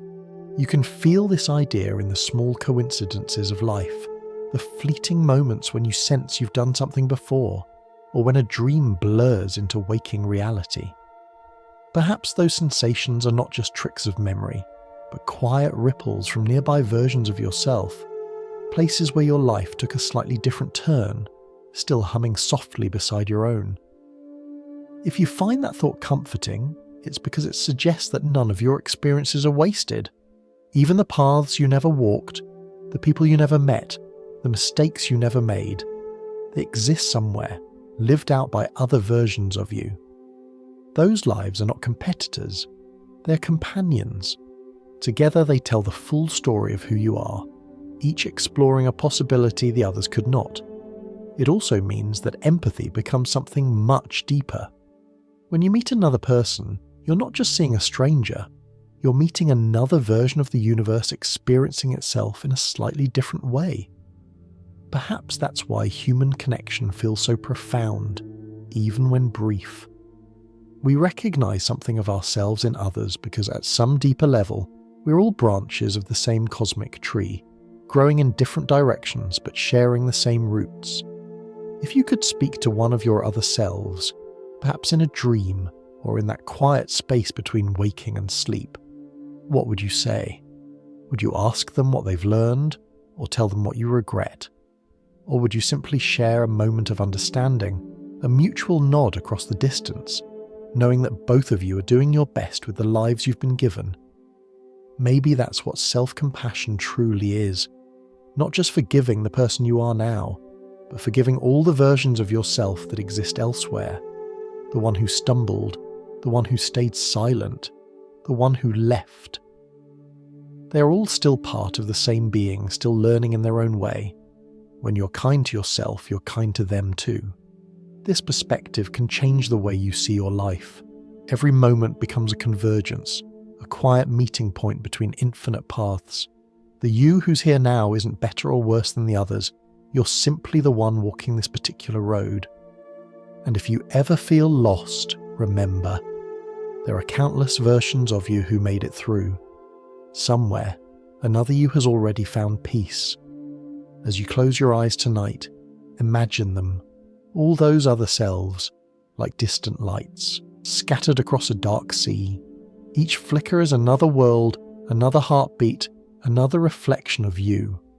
You will never meet them, but you can feel their warmth.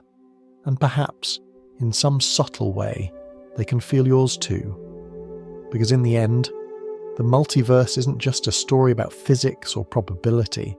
It's a story about connection, about how everything, even across infinite worlds, is still part of one vast and gentle whole. And if you listen closely, you can almost hear it. The quiet chorus of all your other selves breathing with you in this same eternal moment. Our quiet exploration now turns toward the edges of reason, to that hazy place where stories and science overlap and where wonder sometimes slips through the cracks. For all our equations and telescopes, there are moments when the universe feels personal, almost mischievous, as if it occasionally lets a fragment of another world brush against ours.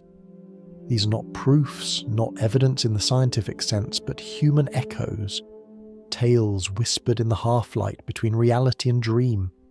You might think of them as folklore from the multiverse, small legends told by travellers who swear they've stepped sideways into another version of existence. They are stories to be listened to gently, not for certainty, but for what they reveal about our hunger to understand the spaces between things. One of the most famous of these stories begins in the summer of 1954, at Tokyo's Haneda Airport. A man arrived on an ordinary flight, carrying an ordinary passport, but from a place no one had ever heard of. When questioned, he insisted that his country, Tord, had existed for centuries, located between France and Spain. His passport was thick with stamps, his documents appeared authentic, his map matched his claim.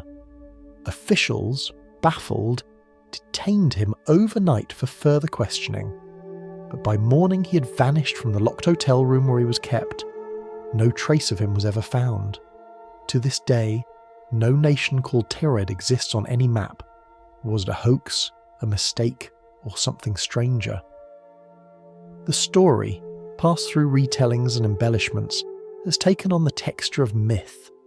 Some say he slipped back into his own universe, one that had brushed ours for a brief moment before drifting away.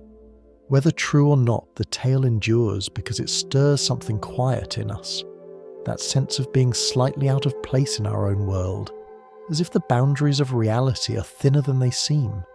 Another story emerged more recently from a woman named Lorena Garcia, who woke one morning convinced she was living the wrong life. Her apartment looked the same, her face in the mirror unchanged, yet small details were off. Her bedsheets a different colour, her phone contact slightly rearranged, her workplace familiar but subtly altered. More unsettling still, her partner and family remembered a history that she swore was never hers. Doctors found no signs of delusion or trauma. She simply carried two versions of memory, like overlapping pages of the same book. She described it not as madness, but as displacement, as though she had shifted into a nearby universe that was almost identical to her own. Such stories invite skepticism, of course. They live in that hazy realm where psychology and possibility intertwine. But whether or not they describe real crossings, they remind us that human experience is fragile, that our sense of continuity, of belonging to one timeline, is a delicate construction. Reality may be stable, but our perception of it can flicker like candlelight. Across the world, you can find countless versions of these tales. In the highlands of Peru, travellers speak of the Marcahuasi Plateau, a vast stone landscape carved by wind into shapes resembling animals and faces. Local legend tells of a doorway hidden among the rocks, an ancient portal where those who linger too long sometimes vanish. One story tells of a traveller who found the doorway glowing faintly in moonlight and glimpsed, through it, another world, a city shimmering in impossible colours. He reached toward it, but before he could step through, a companion pulled him back. Later, he said that one side of his body had gone numb for days, as if the part that had crossed the threshold was reluctant to return. It's easy to dismiss such tales as coincidence, illusion, or the mind's attempt to fill in what it can't explain. But even if they're only stories, they carry a kind of quiet truth. They remind us that we are creatures built to wonder, to peer into the fog and imagine what might lie beyond. In that way, folklore is the poetry of curiosity. Science too has its legends, moments when something unexpected flickered through the data, hinting at a reality just out of reach, a signal that lasted too long, a pattern that didn't fit, a particle that appeared where none should exist. Most of these anomalies vanish with better measurements. A few linger, refusing to be neatly folded into what we already know. They are the modern equivalents of doorways and missing travellers, glimpses that keep us asking questions. There's a gentle symmetry in this. The physicist scanning the cosmic microwave background and the traveller telling of strange doorways are not so different. Both are listening for whispers from other worlds. One uses instruments, the other uses intuition. Both are drawn by the same longing, to know if reality is larger than the map we have of it. Perhaps that's what makes these stories worth keeping. They remind us that science and myth are not enemies, but companions walking the same long road. Myth begins where observation ends, filling the silence with possibility. Science begins by testing those possibilities, translating wonder into understanding. Together they create the rhythm of exploration, one dreaming, the other waking. And in between, in the soft twilight where dream and reason overlap, the imagination finds its truest shape. When you hear stories like these, you don't need to decide whether they're real.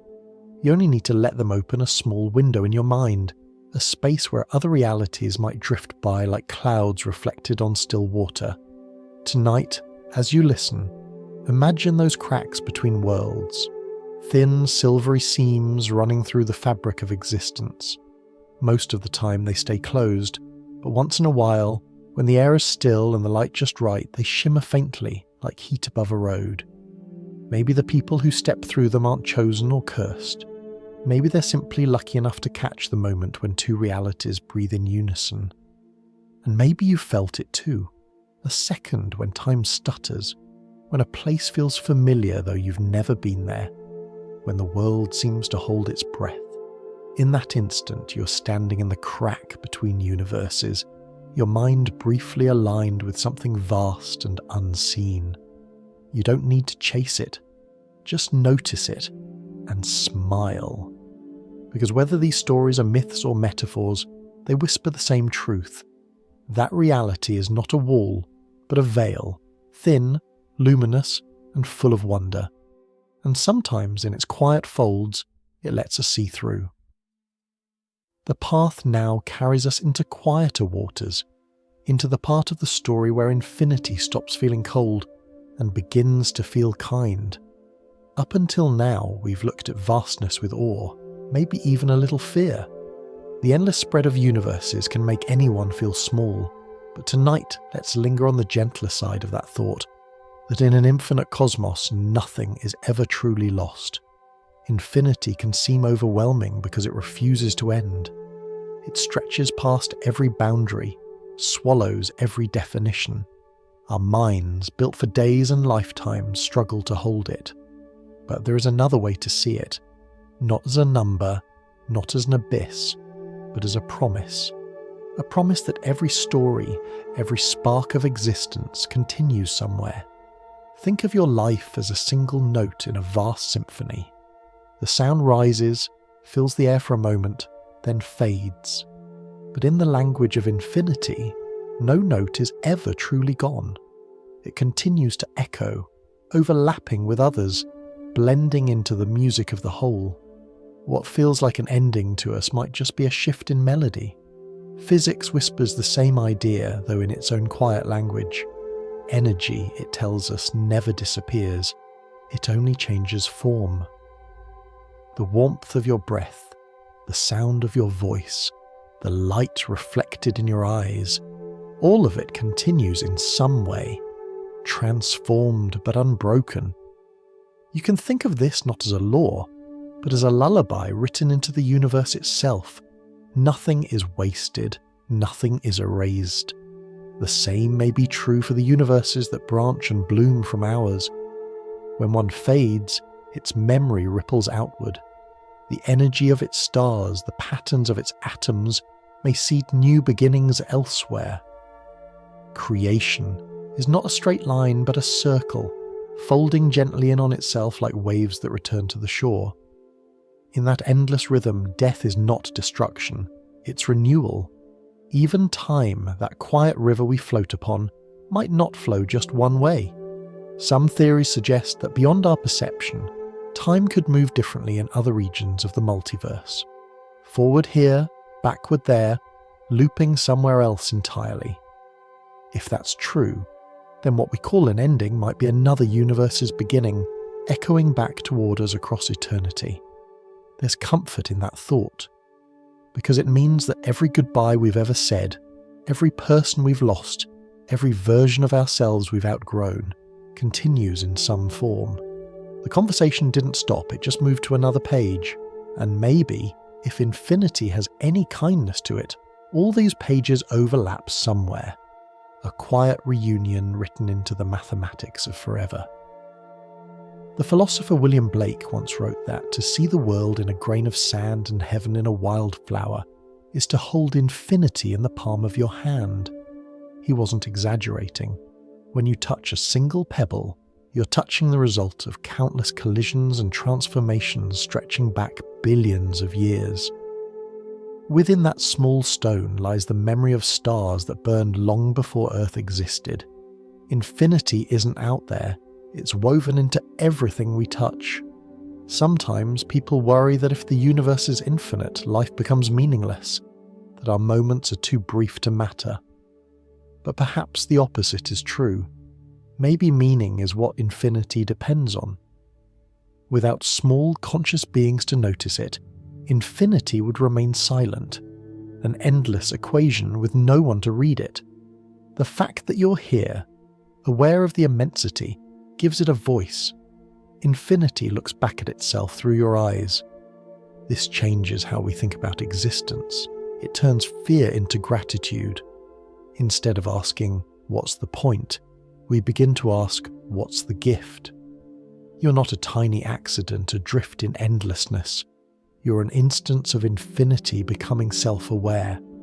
And because infinity never ends, your awareness, the spark behind your thoughts, may not end either. It may simply change shape, like energy moving through another form. When we see life this way, even the moments of sorrow and loss begin to soften. The grief we feel when something ends isn't proof that it's gone forever. It's proof that it mattered. Every ache of the heart is a bridge between this world and another, a sign that love has stretched itself across universes, refusing to dissolve. Maybe that's what eternity really means. Not an endless stretch of time, but the simple truth that nothing meaningful can be erased. The laughter shared, the kindness offered, the wonder felt under a night sky, all of it becomes part of the fabric of existence. Somewhere, always, it continues. In the soft logic of infinity, every moment overlaps with another. The child you once were still runs ahead of you in some corner of time. The future you already exist, smiling at your small triumphs. Somewhere in the multiverse there is a version of this very night where you're sitting beneath another sky, listening to the same story told in a slightly different voice. Maybe that version of you is already asleep, dreaming the dream you're about to enter. So when you think about infinity, don't imagine cold distance or endless numbers. Imagine warmth, an embrace without edges. Imagine the universe not as a void, but as a field of light so wide that it circles back around to touch itself. Every ending is just one light folding into another. And if you find yourself lying awake tonight, wondering what becomes of all the moments that slip away, remember this. In an infinite reality, nothing truly vanishes. The stars you see have already burned out, yet their light still travels on.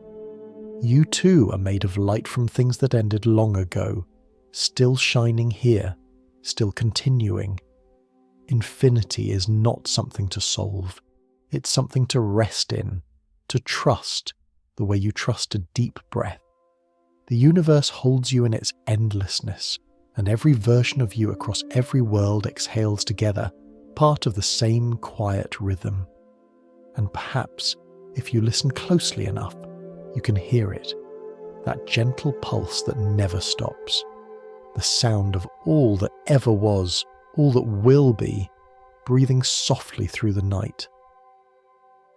Our quiet journey now turns inward once more, not into galaxies or equations, but into the hidden universe behind your eyes.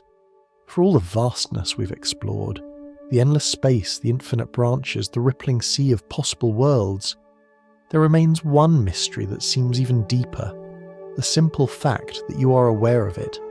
Consciousness, like gravity or light, refuses to explain itself completely.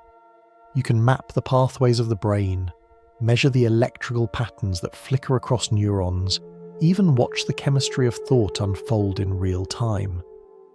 But none of that captures what it feels like to be you, to watch, to wonder, to remember. There is a quietness in awareness that no machine can imitate, no microscope can dissect. It is the one place where the universe becomes self-aware. Perhaps that's the real meaning of the multiverse, not just infinite worlds, but infinite ways of being conscious. Every version of reality might have its own form of awareness, some so alien we would never recognize it. In one universe, intelligence might drift like mist through magnetic fields. In another, it might hum inside crystals or bloom in oceans of plasma. And here, in ours, it wears a human face and asks gentle questions about itself before sleep. Some physicists and philosophers, like Max Tegmark and others, have wondered if consciousness and reality are not separate at all, but two sides of the same mirror. Perhaps the universe is not merely observed by minds. Perhaps it is a mind dreaming itself into existence. In this picture, awareness is not a visitor in the cosmos. It's the cosmos looking back at itself through countless eyes, each reflecting a different part of its infinite light. You can sense this in quiet moments, when you stand under a night sky and feel as though the stars are not just above you, but also within you. The same atoms that shimmer in distant suns flow through your blood. The same patterns of vibration that move through galaxies pulse in the rhythm of your thoughts. It's not poetry, it's physics. Everything that exists, from light to life to consciousness, is woven from the same fundamental energy, arranged in endlessly creative ways. If you could see reality as a whole, every universe, every mind, every heartbeat of existence, it might look like a vast web of reflections. Each consciousness would be a mirror, catching a small fragment of the cosmic image and sending it back into the whole. The light that one mirror reflects becomes the illumination for another. Awareness feeds awareness, and the universe grows brighter for it. This vision isn't new. Mystics, philosophers, and poets have whispered it for centuries, that the mind and the world are not two things but one continuous field. Modern science, in its own way, circles back to the same horizon. When quantum theory tells us that the act of observation affects what is observed, it reminds us that participation is woven into the structure of reality. The observer and the observed are entangled, not as superstition, but as fact. But what if that idea stretches beyond particles? What if every conscious act, every choice, every moment of noticing helps the universe define itself? When you pay attention to a thought, or to the sound of rain, or to the face of someone you love, you are helping reality become a little more aware of itself. Each perception is a small opening through which the cosmos sees. There's a certain tenderness in this. It means that even the smallest moments of mindfulness, the breath you take before speaking, the stillness before sleep, are cosmic events. They may not change the stars, but they echo the same creative act that gave rise to them. Awareness is not a byproduct of the universe. It's part of its architecture, one of the ways it continues to unfold. You might think of the mind as a wave rising on the surface of an infinite sea. For a moment, the wave seems separate, shaped by its own contours, touched by its own wind. But when it falls back, it realizes it was never apart from the sea at all. Consciousness too may be like that. Each of us a temporary crest, unique and individual, yet made entirely of the same water.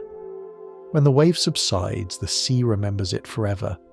And if that's true, then perhaps the multiverse isn't just a collection of physical worlds, but a reflection of awareness itself, a dream with infinite dreamers. Every universe could be one facet of an infinite consciousness, exploring its own nature through light, matter, and life. The purpose of existence, then, isn't to reach an end or solve a riddle, but simply to experience, to see, to feel, to be. You don't need to understand this fully. It's enough to sense it, the way you sense the weight of still air before dawn. Awareness is not something you create or lose, it's something you are. Even when thoughts scatter, even when sleep takes you, that awareness remains. Quiet, unbroken, patient. Some thinkers call this view panpsychism, the idea that consciousness might be fundamental, present in all things to some degree. But you don't need to learn the term. Just notice how life seems to glow from within, in the eyes of animals, in the growth of trees, in the silent intelligence of patterns that repeat across scales. The universe may be speaking the same sentence through every form it takes. I am here, I am aware. And if you listen long enough, you might realize that your own awareness is not confined to the limits of your body or your years. It stretches outward, connecting with others, with the world, with the infinite. Every act of kindness, every moment of awe is a way of bridging universes, the mind reaching out through the fabric of existence to touch itself again. In the end, that might be the simplest truth of all. Consciousness is the mirror of the cosmos, and we are its reflections. Each of us holds a small piece of the total image, and when we turn our attention inward, we polish that mirror just a little more, letting the light pass through. So tonight, before sleep, let your thoughts settle like dust in sunlight. Feel the quiet hum behind your breathing. Somewhere in that stillness, you may sense the vastness behind your own awareness, the same vastness that fills the stars.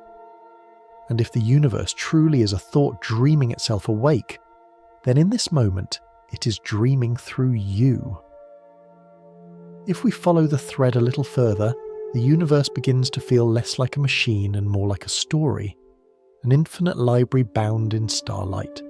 Each world, each moment, each particle is a page written in the language of physics and chance, and you, drifting quietly among them, are one of its readers, turning the pages with your curiosity, tracing the ink of creation with your questions.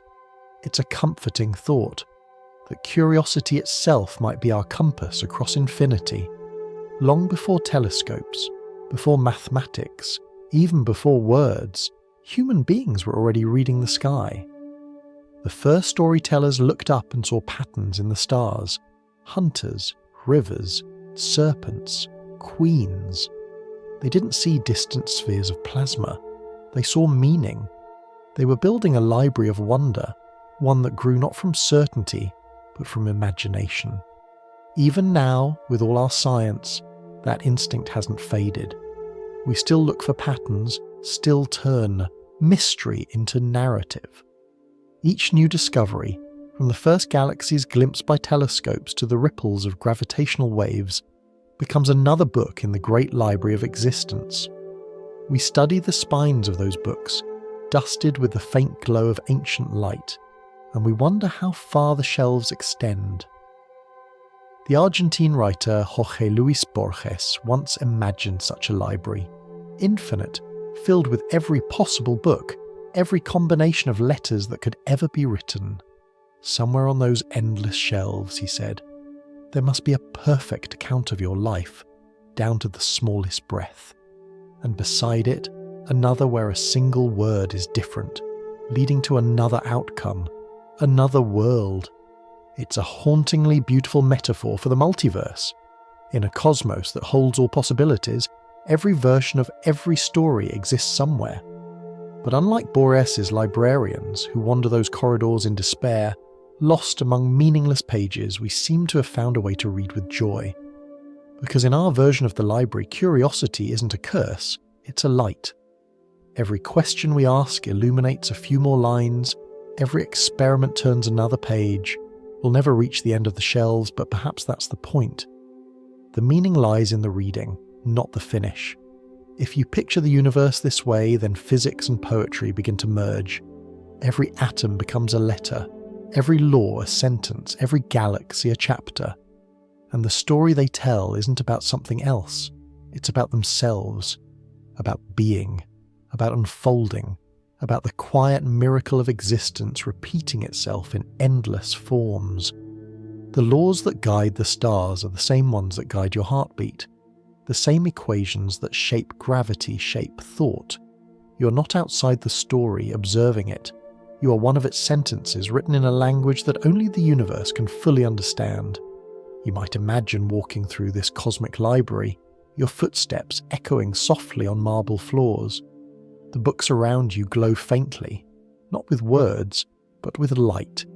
Each one hums with the story of a universe, some bright and short, others vast and slow. Some contain nothing but silence, others burst with voices. And as you wander, you begin to realize something humbling. Every book is connected.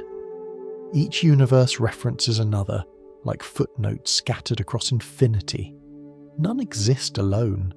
The shelves curve gently outward, until you see they are part of a single structure, a spiral without end, folding back upon itself like the arms of a galaxy. This image, as dreamlike as it is, echoes something real in science. Our universe, too, is filled with information. The position of every particle, the shape of every wave, the memory stored in every photon. All of it is data written into the fabric of space-time. Physicists call it entropy, but you can think of it more softly, the measure of how much story the universe holds. The more it expands, the more possibilities it contains, and like an infinite library, it is forever adding new pages. But what makes this library truly extraordinary is that it doesn't just exist to be read, it reads itself. Conscious beings like you are the eyes of the cosmos turning toward its own words. When you wonder about the stars are in a way wondering about themselves. Awareness is how the universe keeps track of its own chapters. Without it, the story would still exist, but no one would hear it read aloud. Perhaps that's why we tell stories in return. Every myth, every theory, every quiet bedtime thought is our way of mirroring the universe's own act of creation. When you imagine a new possibility, you're writing in the same style as the cosmos, crafting worlds out of light and language. Curiosity is not separate from the laws of nature, it is one of them. The drive to ask, to explore, to dream is the same impulse that pushes galaxies apart, the same restlessness that keeps atoms moving. And in this endless library, gratitude becomes the final chapter of every story, Because no matter how many universes there may be, this one, the one where you sit listening, breathing, thinking, is yours. Out of infinite combinations, out of countless unread pages, you found yourself here, alive and aware. That is not small, that is cosmic. So when you look up at the night sky, imagine the stars as shelves filled with light. Each one holds another story, another possibility, another reflection of what it means to exist. And you, with your questions and your wonder, are part of the same grand library. Not its observer, but one of its pages, written in starlight. In the next step of our journey, we'll listen to what that library might sound like. Because if reality can be read, perhaps it can also be heard. The hum of creation, the vibration of existence, the quiet music of all that is. These too are stories, told not with words but with resonance. But for now, let this thought rest gently in your mind. Curiosity is not a longing for what's missing. It's the way the universe turns its own pages. From here, the story opens into sound, into vibration, rhythm, and the quiet music of being. If the universe is a library of stories, then each world, each atom, is also a note in a grand composition, a melody that has been playing since the first moment of creation. Some notes ring bright and fast, others deep and slow. Some fade quickly, others sustain for billions of years. Together they form the symphony of everything that has ever existed. You can almost hear it if you close your eyes, not with your ears, but with that inner sense that listens for patterns in silence. The hum of your breath, the pulse in your wrist, the faint murmur of air moving through the room, all of it is part of the same rhythm. The same frequencies that guide the stars also ripple through your body. The universe doesn't just surround you, it sings through you. Physicists once thought of the world as made of particles, tiny solid points like bits of dust. But then came a deeper realization. The smallest building blocks of reality might not be points at all, but tiny vibrating loops of energy, like strings in a cosmic instrument. Each vibration gives rise to a different kind of particle, the way a violin string can sing many notes depending on how it's played. If you imagine that softly, the universe begins to feel like an orchestra. Every string, every vibration contributes its tone to the grand harmony of existence. Gravity, light, time, matter. All of them are movements in the same composition. You and I are part of it too, our atoms vibrating with the same ancient energy that once filled the newborn cosmos. And if that image feels too large to hold, think smaller. When you speak, your voice is made of waves moving through air. When you listen, your eardrum vibrates in answer. In both cases, something invisible travels between you and the world, energy carrying meaning. The same is true everywhere. Stars pulse with light, planets hum with motion, electrons dance in their orbits. It's all vibration, all resonance, all music written in the language of physics and feeling. Even silence belongs to the song.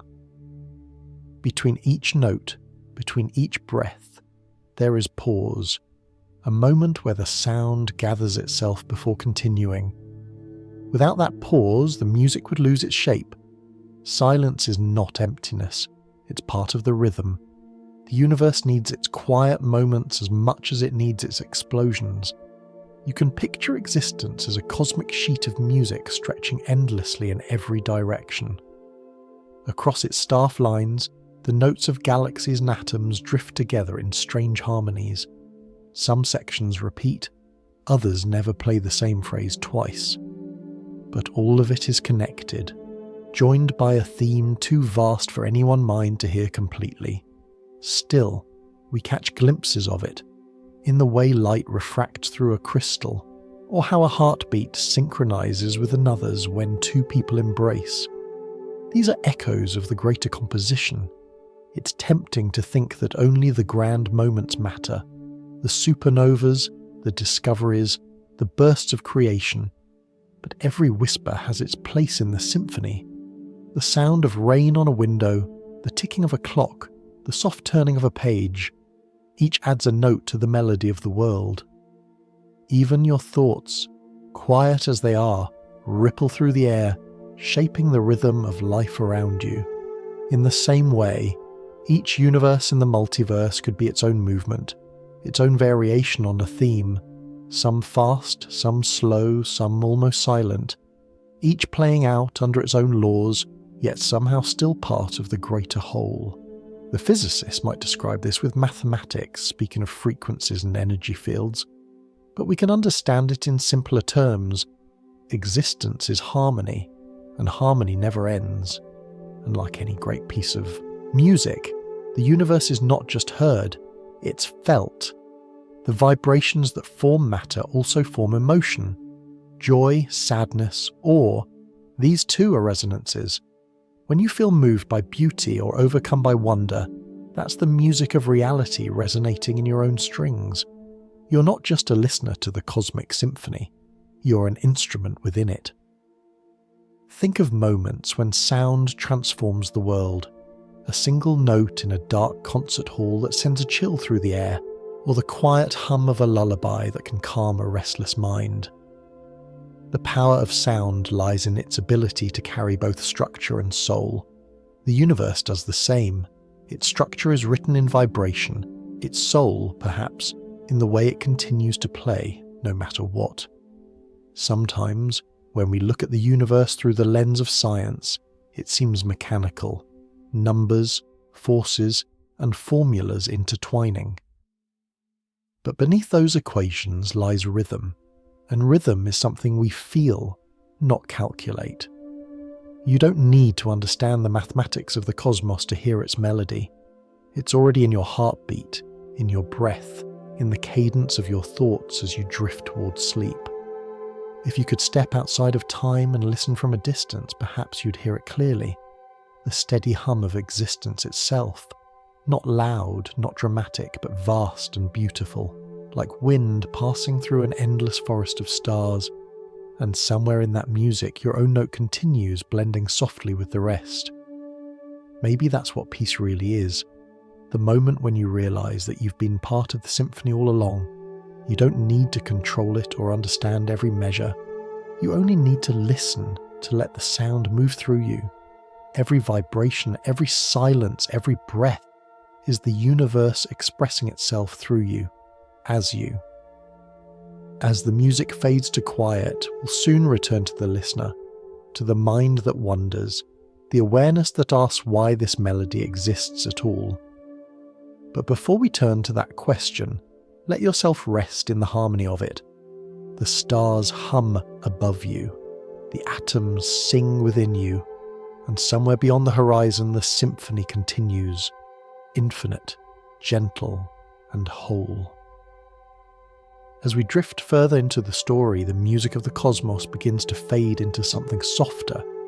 Not silence exactly, but a kind of listening. It's as though the universe itself has paused, waiting to hear what comes next. And in that pause, in that fragile moment of quiet, something remarkable happens. Awareness stirs. Awareness is perhaps the strangest thing the universe has ever done. Out of all its countless symphonies, its galaxies, its quantum dances and storms of light, this, the ability to notice itself, might be its most unexpected creation. Because here you are, a small being on a small planet thinking about infinity, turning over questions so vast that even the stars cannot answer them. Somewhere in this endless orchestra of existence, a single note has learned to listen. It makes you wonder, did the universe always mean for this to happen? Or did consciousness arise simply because it could, like a melody that forms naturally from vibration? Whatever the reason, it seems to be the cosmos's favourite trick, to create something capable of seeing itself. When you look at the night sky, your eyes capture photons that have travelled billions of years. That light carries with it the memory of stars long gone, yet in landing in your eyes, it completes its journey. The universe was once just matter and motion, but now, through you, it can feel what it's like to be seen. You are the mirror in which the cosmos checks its own reflection. Every question you ask about time, about space, about existence is not just curiosity, it's the universe learning its own name. Perhaps that's what science really is, the cosmos investigating its own origins through the tool of human thought. Every discovery, every breakthrough, every whisper of understanding is a way the universe becomes more self-aware. This is the quiet miracle of consciousness. The same laws that govern the falling of stars also govern your neurons. The same particles that once swirled in the heart of a supernova now shape the pattern of your thoughts. You're made of stardust, not just as a poetic metaphor but as a literal truth. The iron in your blood, the calcium in your bones, the oxygen in your breath, all were forged in stars that lived, burned and died long before the Earth was born. But what those stars could not do, you now do for them. You remember, you reflect, you feel. The cosmos has learned how to experience itself through you, through your joy, your sadness, your love, your wonder. You're the continuation of its story, written not in equations this time, but in emotions and awareness. Sometimes this realization can feel overwhelming. The universe is so vast and we're so small. But perhaps smallness is not a flaw. It's the very thing that gives our existence meaning, because it's through the small that the infinite becomes intimate. The same vastness that spans galaxies can fit inside a heartbeat, inside the moment you close your eyes and feel alive. Maybe the universe didn't need to create life at all, yet here it is, through countless accidents and impossibilities, arriving at this moment, this breath, this awareness. Maybe consciousness wasn't an accident. Maybe it was inevitability, the universe's way of turning its equations into experience. For billions of years, matter existed, but only now, through us, does it know what existing feels like. You might say that awareness is the bridge between physics and meaning.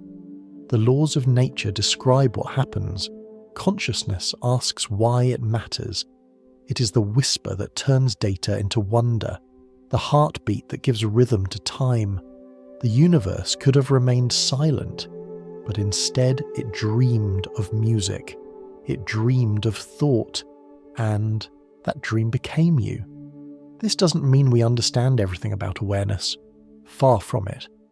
Science can trace the pathways of neurons, map the flow of information, even predict patterns of perception. But no formula, no algorithm, no equation can capture the taste of being. The first-person experience, what it feels like to see, to love, to be, is something science can describe but not reproduce. It's as though the universe built a secret into itself, that awareness can only be lived, not measured. And maybe that's what makes it sacred, not in a religious sense, but in a deeply human one. Awareness is the place where the infinite becomes personal. It's where the cosmic and the ordinary meet. When you notice the glimmer of light on a glass of water, or hear a piece of music that makes you still, or look into someone's eyes and see yourself reflected, that's the universe experiencing wonder through your gaze.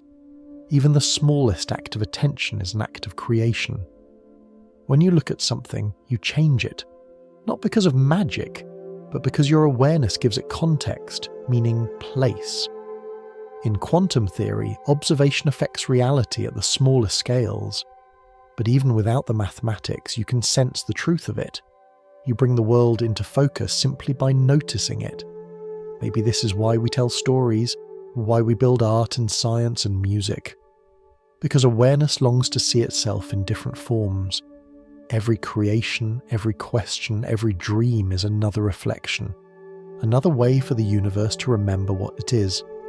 And perhaps, when you fall asleep tonight, drifting between waking and dreaming, you'll sense what that really means. Your mind, resting quietly, becomes a microcosm of the multiverse, infinite thoughts flickering in a sea of stillness. the boundary between self and cosmos fades, and you realize they were never separate.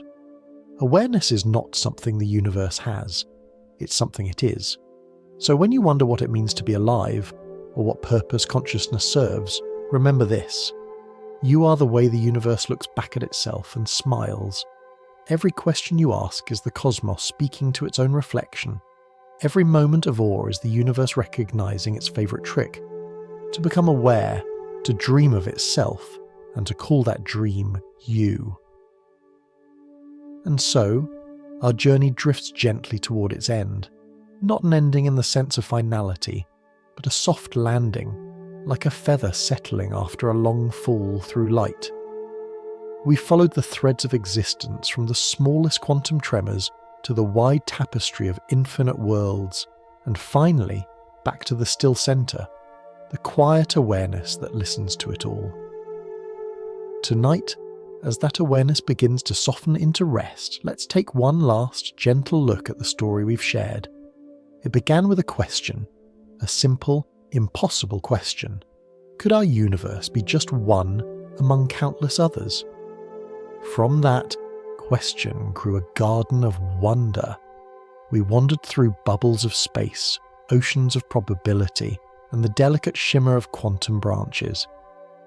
We saw how every possibility might live somewhere, how reality could be not a single road, but a forest of paths, each one blooming in its own direction. We listened to the whispers of ancient light, the faint echo of the Big Bang that still hums across the sky. We imagined the cold spots in that glow as cosmic fingerprints, gentle reminders that maybe other universes brushed against ours once, long ago. We followed threads of entanglement that tied particles, and perhaps entire realities, together in invisible harmony. We stood at the edge of the cosmic fog, looking out into what we cannot see, and felt the humility of knowing that mystery is not an absence of truth, but a presence too vast to grasp. And then, when the story turned inward, we discovered something even more miraculous. That within the vastness, the smallest thing, the human mind, might contain the reflection of it all.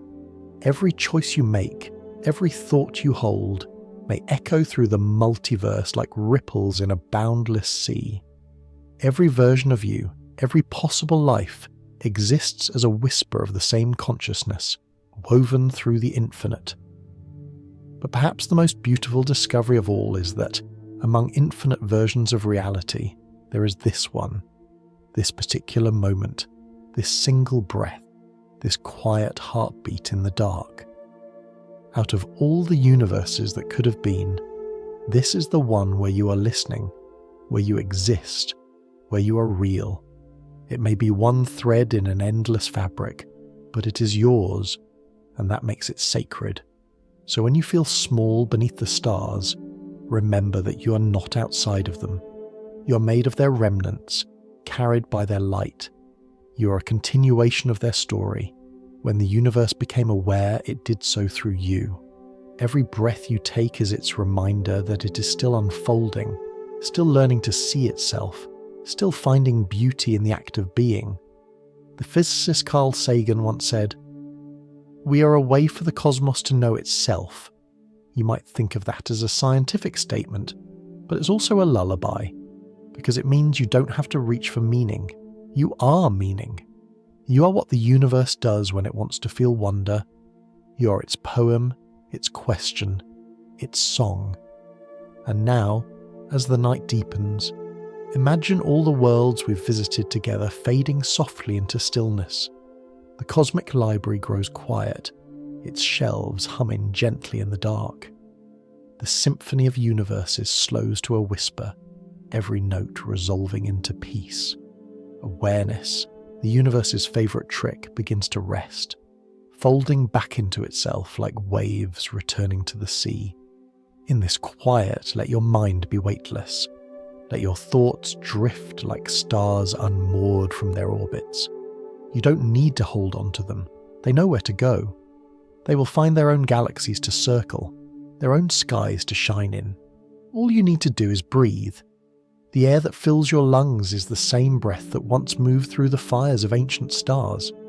You're inhaling the memory of the cosmos and exhaling it again, carrying its story forward. Perhaps somewhere, in another universe, another version of you is listening to these same words under another sky. Maybe that other you has already fallen asleep, dreaming of the same ideas, the same infinite sea. Maybe, in a sense, all our minds, across all possible worlds, are connected by this shared quiet, this soft curiosity.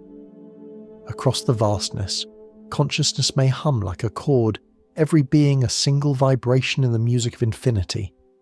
So, sleep, little thought in an endless sea. Let the waves of existence carry you without fear. There is no edge to fall from, no horizon to reach. You are part of the water, part of the rhythm, part of the light that reflects upon it. Somewhere universes are still being born, still colliding, still expanding. But here, in this moment, you can rest, because the story doesn't end when you close your eyes. It continues in your dreams and beyond them. In dreams, we often cross boundaries without knowing, between past and future, between the real and the imagined. Maybe that's what sleep truly is, the mind wandering into nearby universes, walking through the thin fog between worlds. Every night, as you drift away, you become a traveller through infinite pages, visiting versions of yourself that only exist in starlight and memory. And when you wake, you bring back a piece of that journey, a feeling, a thought, a small, inexplicable peace. And so, we've reached the end of tonight's exploration. Whether your eyes are still open or already heavy with sleep, thank you for being part of this quiet voyage through the multiverse. If you'd like, you can close your eyes now. Let the lights of other worlds dim softly in your imagination. Feel the rhythm of your breathing slow, matching the rhythm of the cosmos itself. Because in the end, there's no true boundary between you and the universe. You're its dream, its reflection, its pulse. Somewhere, another version of you, or perhaps another universe entirely, is smiling back, whispering the same thought we've shared here tonight. Everything is connected, nothing is lost, and somewhere, another universe is dreaming of you.